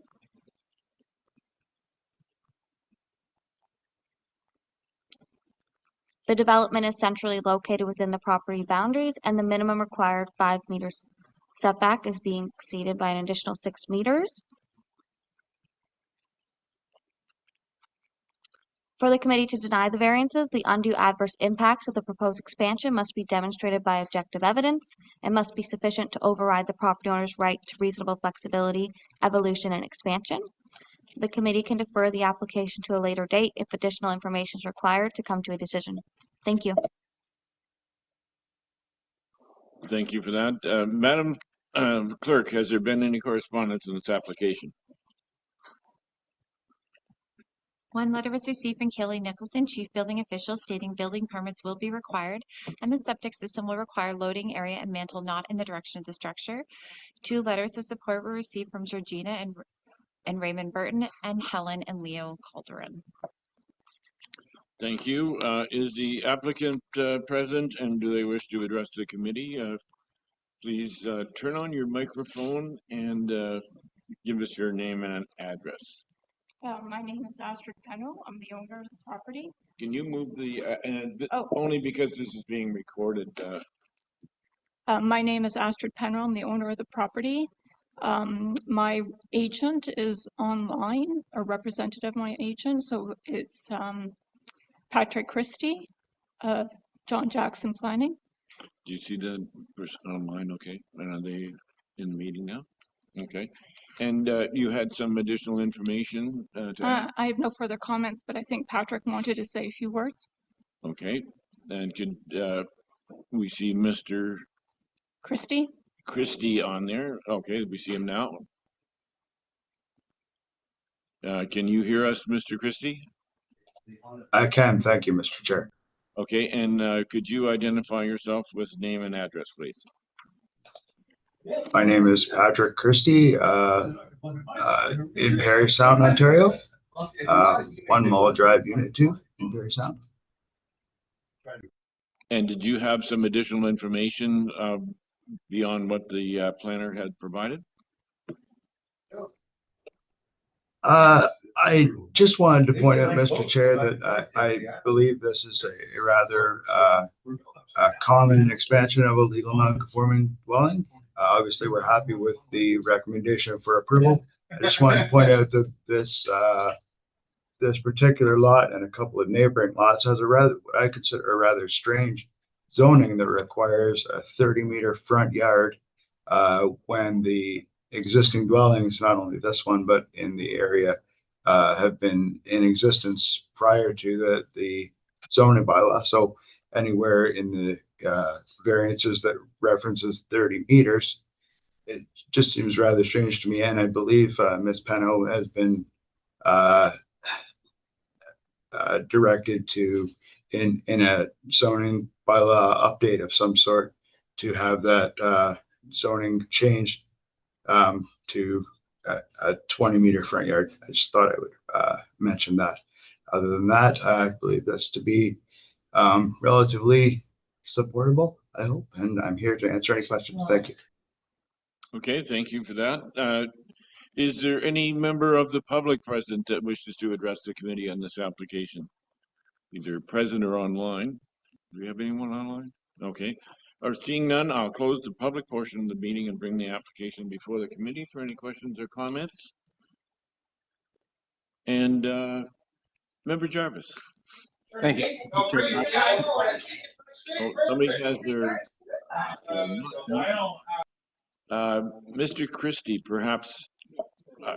Oh, yes. Okay, great. All right. Thank you. Just a quick question. I've been up to the site. It's a pretty tight spot. Obviously, this would come before us if it was an issue, but I just want to make sure there are no side yard setback issues with this application. Through the chair, that is correct. They exceed the 5-meter side yard requirement.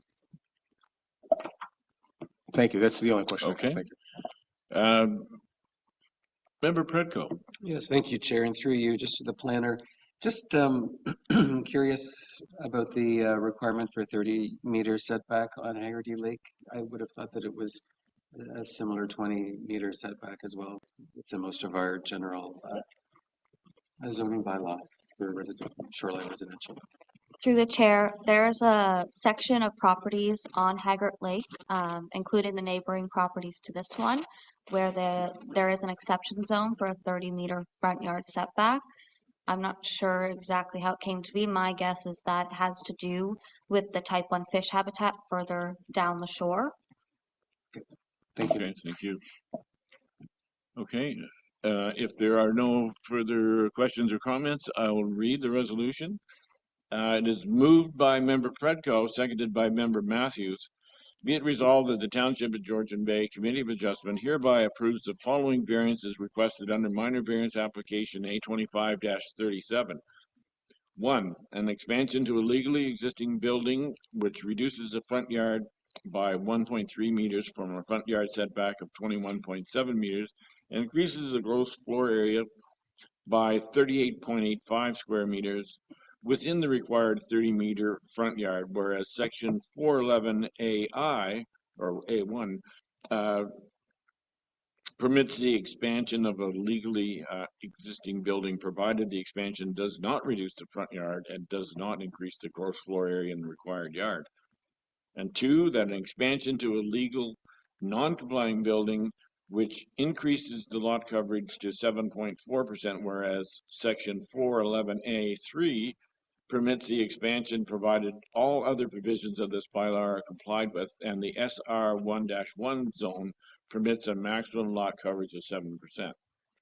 And 3, an expansion to the legal non-complying structure which reduces the front yard by 0.3 meters for a front yard setback of 20.2 meters and increases the area by 9.66 square meters within the required 30-meter front yard, whereas section 411A1 permits the expansion of a legally existing structure providing the expansion does not reduce the front yard and does not increase the floor area in a required yard. And 4, a deck with a projection of 5.8 meters into the required 30-meter front yard for a setback of 20.2 meters from the front lot line, whereas a projection of 5.5 meters and setback of 20.5 meters from the front lot line legally exists, and section 4.20A permits a projection of 4 meters into the required front yard for a setback of 26 meters from the front lot line.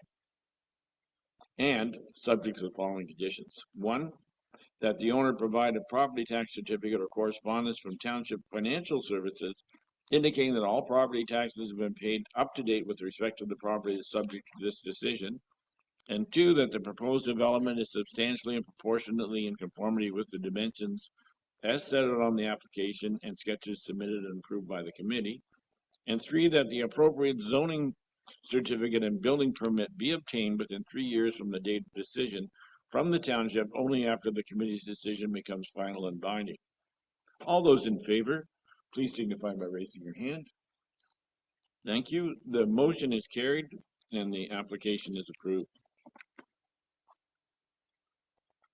Our next application is minor variance application A25-38 for 187 Lagoon Road. To the planner, please.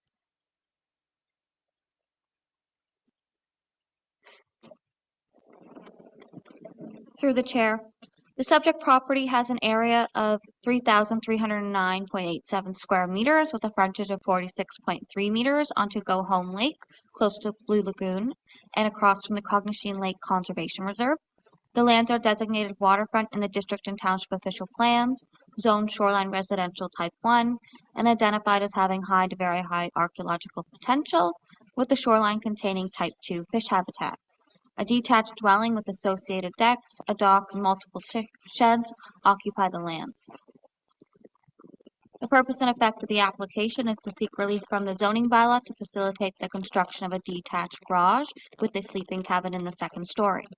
The proposed detached garage is located in the rear yard next to the existing gravel driveway and has a side yard setback of 1 meters, whereas 5 meters is permitted, and a height of 6.32 meters, whereas 5 meters is permitted.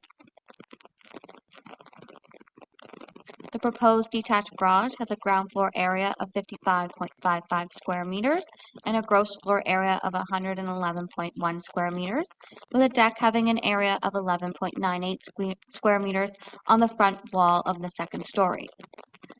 Access to the second story is being provided by an exterior staircase and associated landings.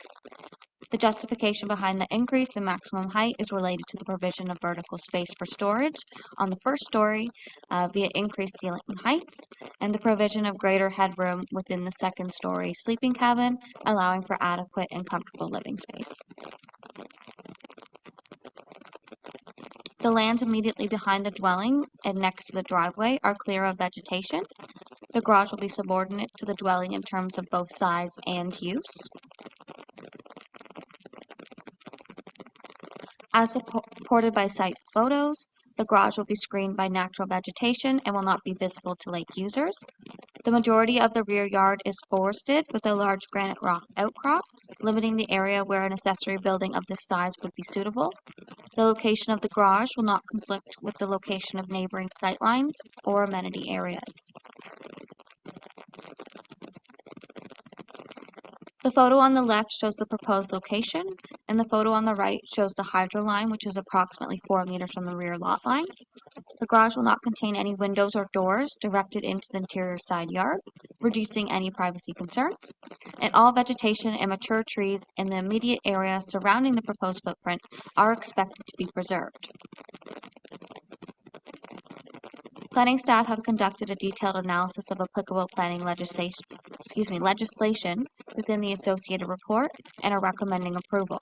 The committee can either approve or deny any of the variances being requested.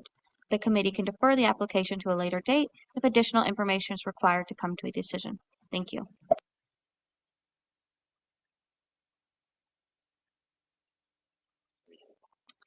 One letter was received from Kelly Nicholson, Chief Building Official, stating building permits will be required and a septic system will be undersized.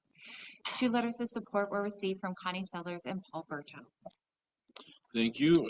Is the applicant present? Do they wish to address the committee with any further comments?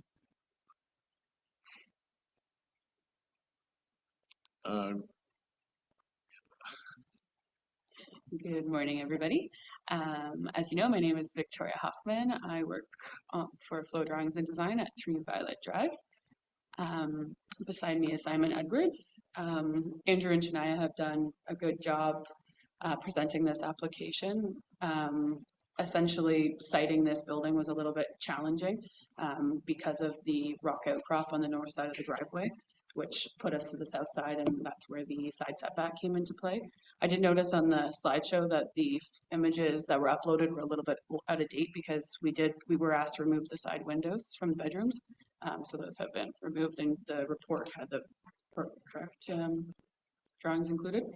And then in terms of the height, because siting the structure was more challenging, we had to keep the main floor at a reasonable size. So it's 598 square feet opposed to the 1,200 that's allowed. But in doing that, and what differs from a lot of the garages that you guys see from me and us, is that by limiting the footprint, the second floor gets quite a bit smaller if you don't put on a true second story. And that's why we needed the added height. Otherwise, we would have been working with a space that wasn't functional. Both of us are here to answer any questions. Yeah. Okay, thank also, you. Sorry, yeah.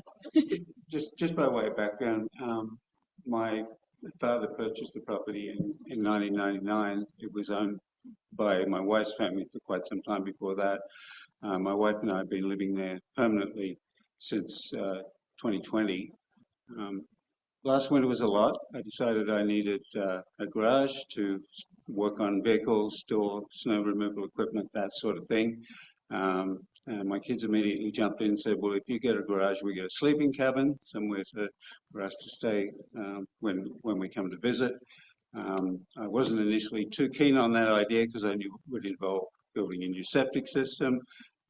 I knew that we couldn't put it up on the hill because it's an impractical building location. Therefore, we were going to be encroaching on the side yard. But I was overruled. They wanted the sleeping cabin, and so here we are today. We've tried to make it as unobtrusive as possible. I guess what my kids said to me was, we want exactly the same thing the neighbour has.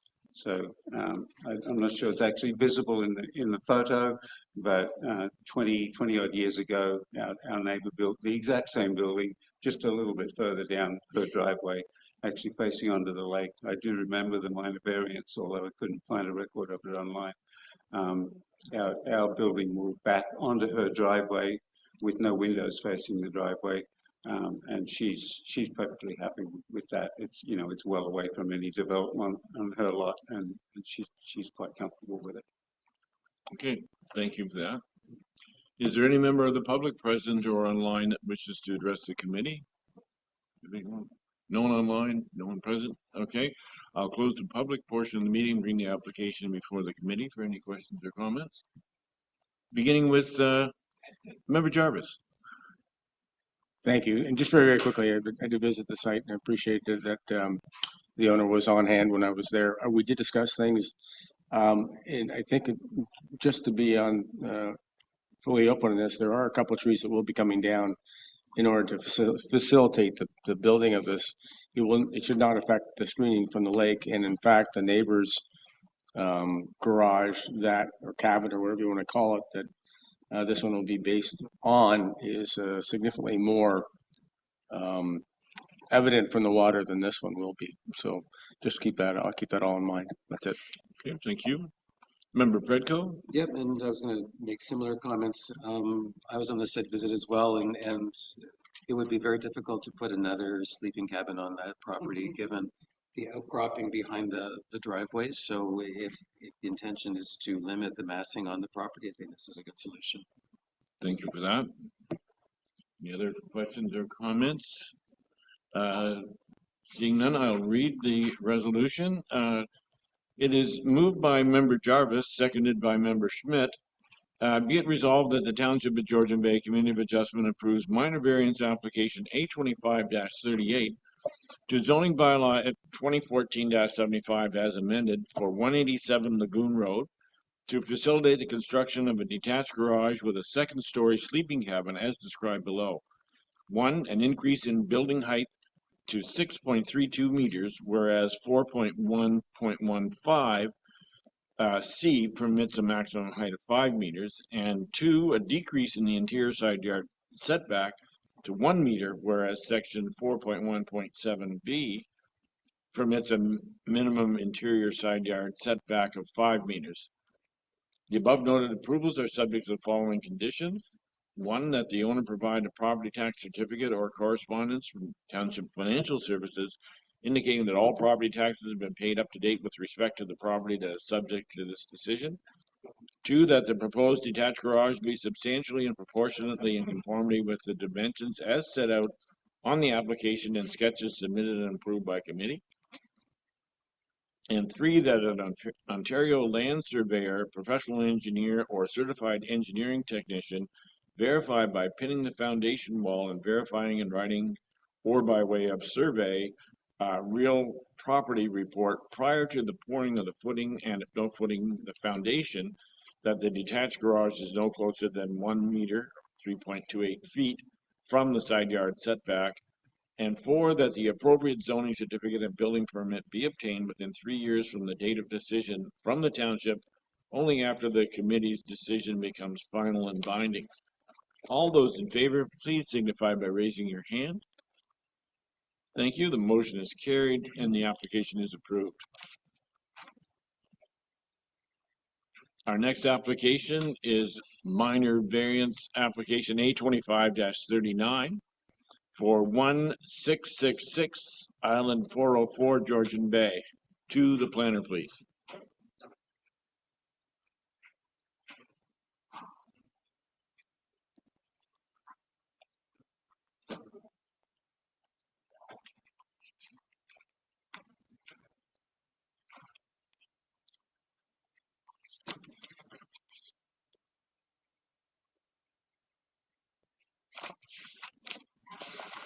Thank you, and through the chair.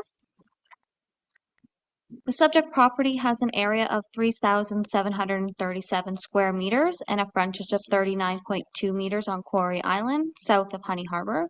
The lands are developed with a detached dwelling and associated deck, shed, dryland boathouse, and an E-shaped dock. The lands are designated waterfront within the district and township official plans, with the shoreline containing type 2 fish habitat.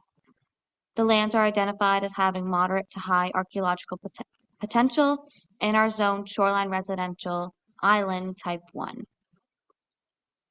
The purpose and effect of the application is to seek relief from the zoning bylaw to facilitate the construction of a detached garage.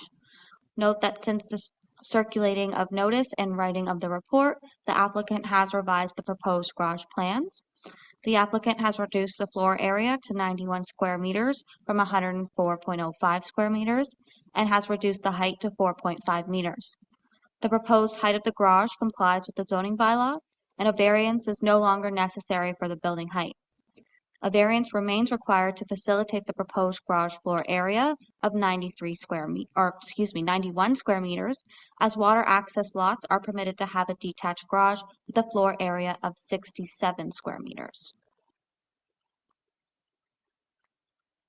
The proposed detached garage is located in the rear yard behind the dwelling. The dwelling and mature trees along the property boundaries, including those in the front yard, provide natural screening. The garage exceeds the minimum required side yard of 5 meters on both sides.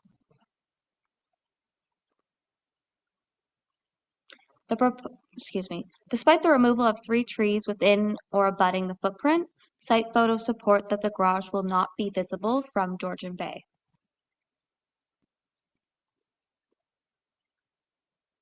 In accordance with the zoning bylaw, a garage is designed or used for the sheltering of private motor vehicles and storage of household equipment incidental to the residential occupancy, whereas a dryland boathouse is used for the storage of marine vessels, other forms of watercraft and boating equipment, all-terrain vehicles, and snowmobiles. The applicant has informed staff that the building is designed for the storage of household equipment, such as yard maintenance tools and machines and tools, implements used for maintenance and repair of buildings, structures, or equipment on the property, boating equipment, and watercrafts.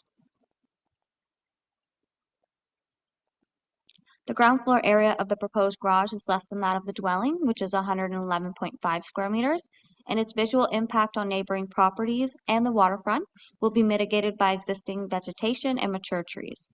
The building also has no windows or openings on the west side.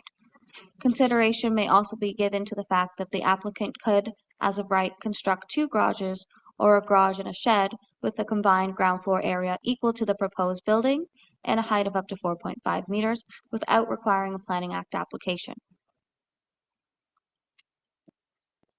The committee can either approve or deny any one of the requested variances.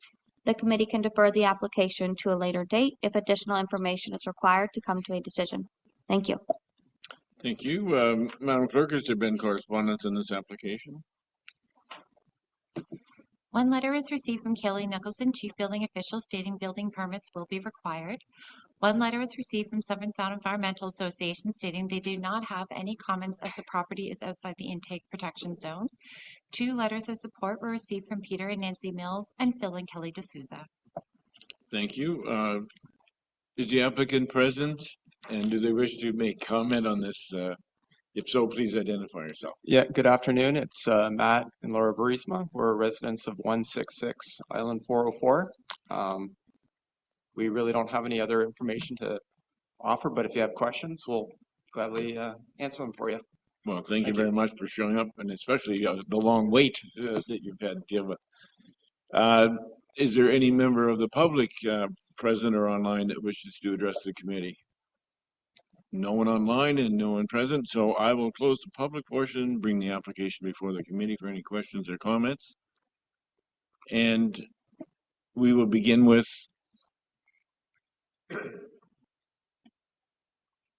member, are you sure? Okay. Member Matthews, please. Thank you, Mr. Chair. It's just, I'm just trying to pull it up. The drawing of the garage, the lower level, are you having a couple sections sort of cordoned off? Because it's sort of showing a 10 by 16 and So the existing garage is going to be removed, right, and we're going to rebuild in that footprint, but a little bit larger.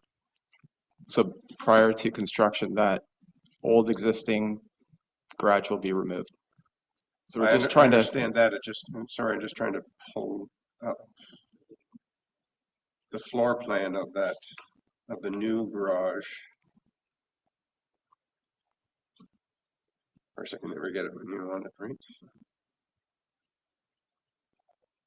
It just looked like where the garage doors were, Is there going to be a side walls and a back wall, or is it just showing for the dimensions? No, it's just showing for dimensions. Okay. Yeah. Thank you. Just a box, 2 garage doors. Well, I was one in the wondering why front. you were going to close it in when you had all this other space around it too, right? I'm a garage door guy. That's what I do. Okay. Shameless plug. There any further questions or Collingwood comments? area? By the committee? Okay. Seeing none, I will read the resolution. It is moved by Member Matthews, seconded by Member Jarvis. Be it resolved that the Township of Georgian Bay Committee of Adjustment hereby approves the following request for a detached garage under minor variance application A25-39. 1. A detached garage having a ground floor area of 91 square meters, whereas section 4.1.15E permits a maximum ground floor area of 67 square meters for water access properties, and subject to the following conditions. 1, that the owner provide a property tax certificate or correspondence from the Township Financial Services indicating that all property taxes have been paid to date with respect to the property that is subject to this decision.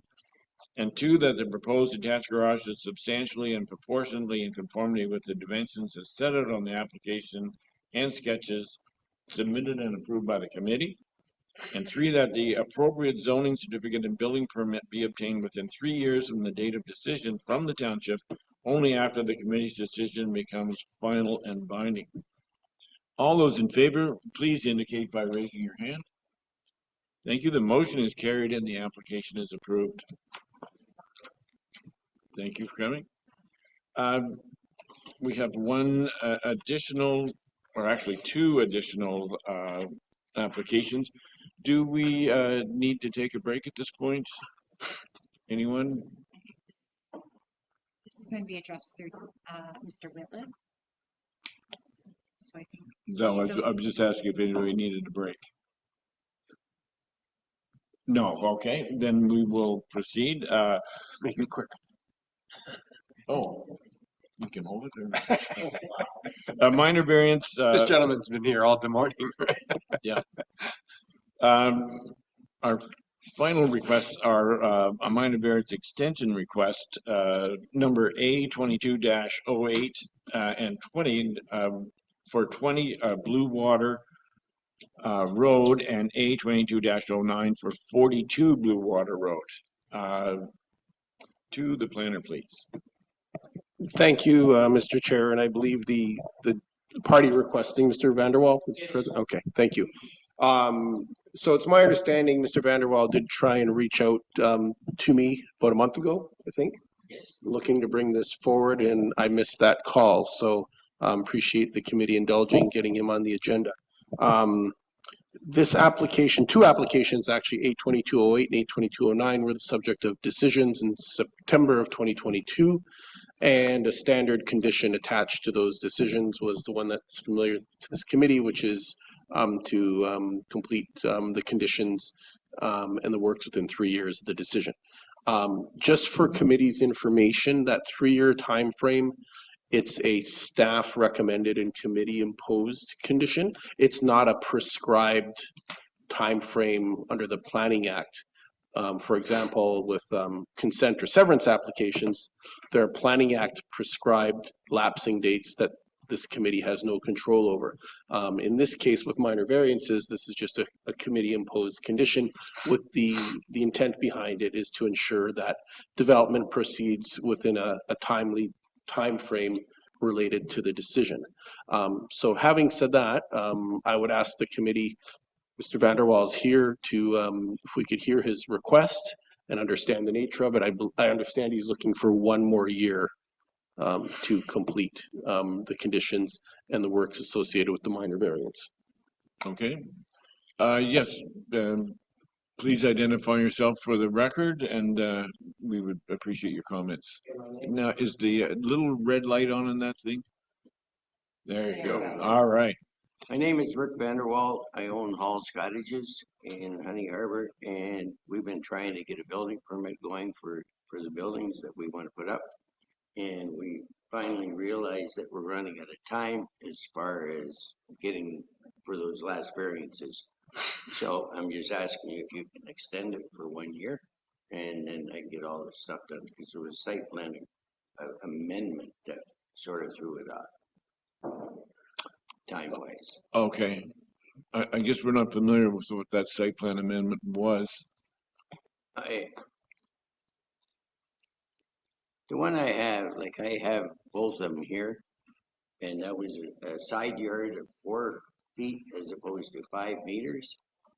And I think most of you were, well, quite a few were here when this happened before. And I think that like that 5 meter side yard is like on a property that's maybe 12 meters wide. Yeah. It gives me a Not space of appropriate, maybe 2 meters in the middle. So that ruling, I should actually be changed, but we'll deal with it the way we do. Okay.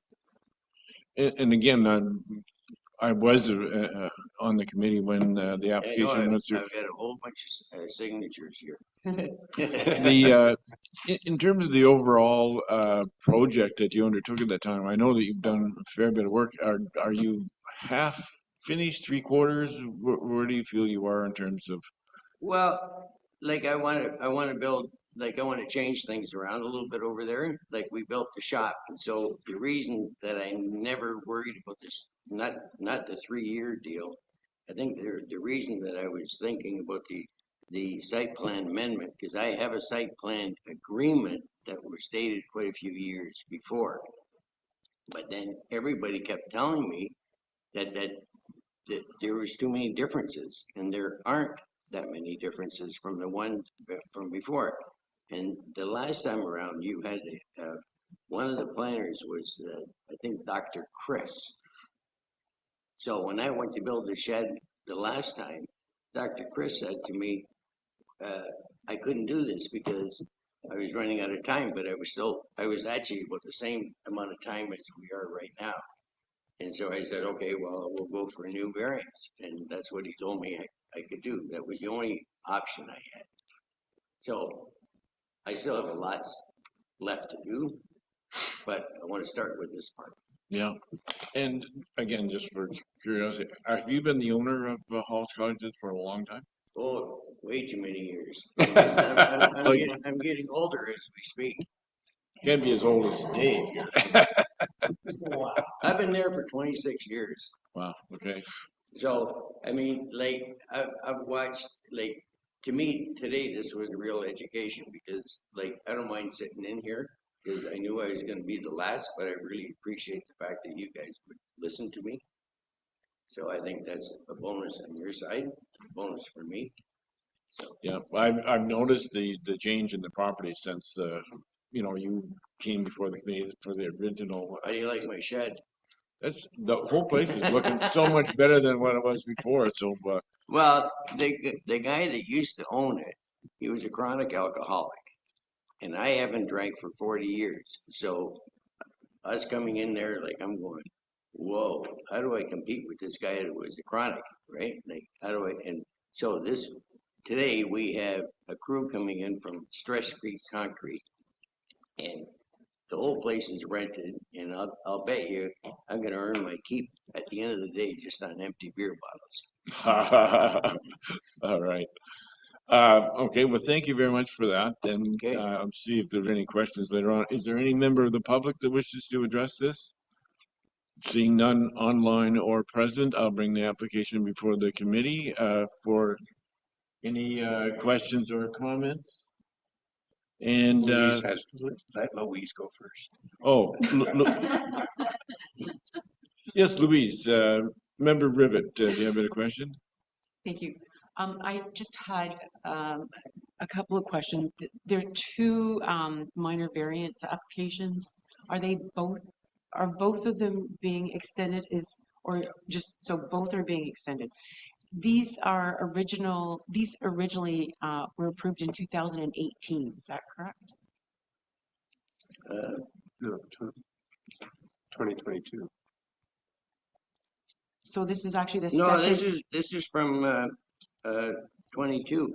Yeah. But the other one that's from before, I don't even know why that one surfaced up again. Because that one there didn't have to surface. we're talking about this one. This is the one from 22, 3 years ago. And the other one was the one that Dr. Chris said I had to get it redone. Like, I don't even know why that happened. So I just wanted to know if this is an extension from 2000, if 22 was a request to extend 2018, and if extensions require circulation in case there have been any changes or so I just want to, do extensions require recirculation? And is this actually a 6-year extension as opposed to a 3-year extension? Thank you. To the chair, my apologies. Oh, there it is. Thank you. It wasn't working. So a couple of things there. So the applications predate the current planning team, but my quick review of the file did reveal some staff reports from 2018.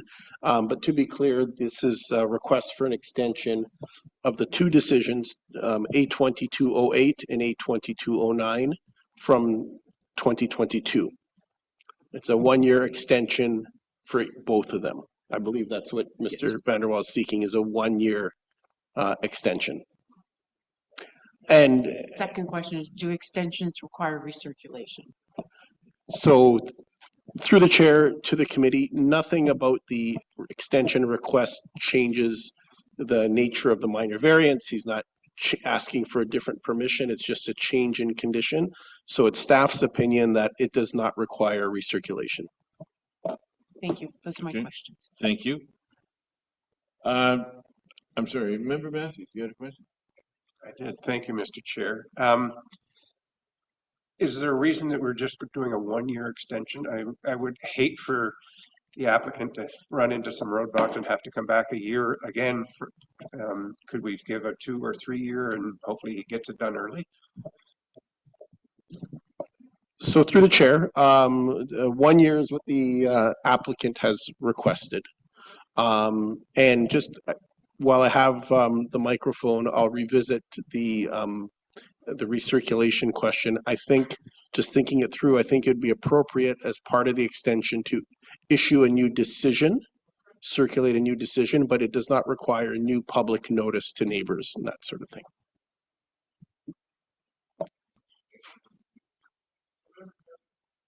Thank you, through the chair. About time. Thank you for that. Any other questions? Just out of curiosity, this is the land that these cottages are on is listed as zone commercial? Yes. I want confirmation from the planning department if you don't mind. Yeah, CT1, I think you call it.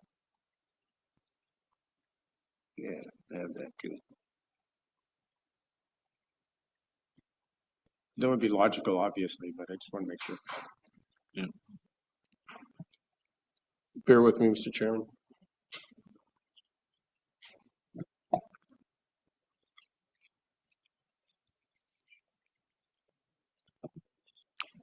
Through the chair to Member Jarvis, correct. The lands are zoned CT1, commercial, tourist commercial. Yep. Thank you. If there are no further questions, I am going to read 2 resolutions and we'll deal with them individually. It is moved by Member Predko, seconded by Member Matthews.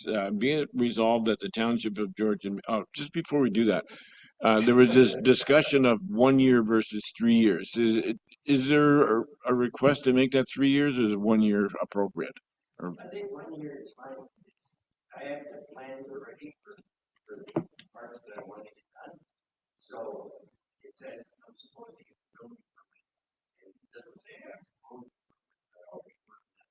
go. Okay, got it. All right, makes sense. Okay.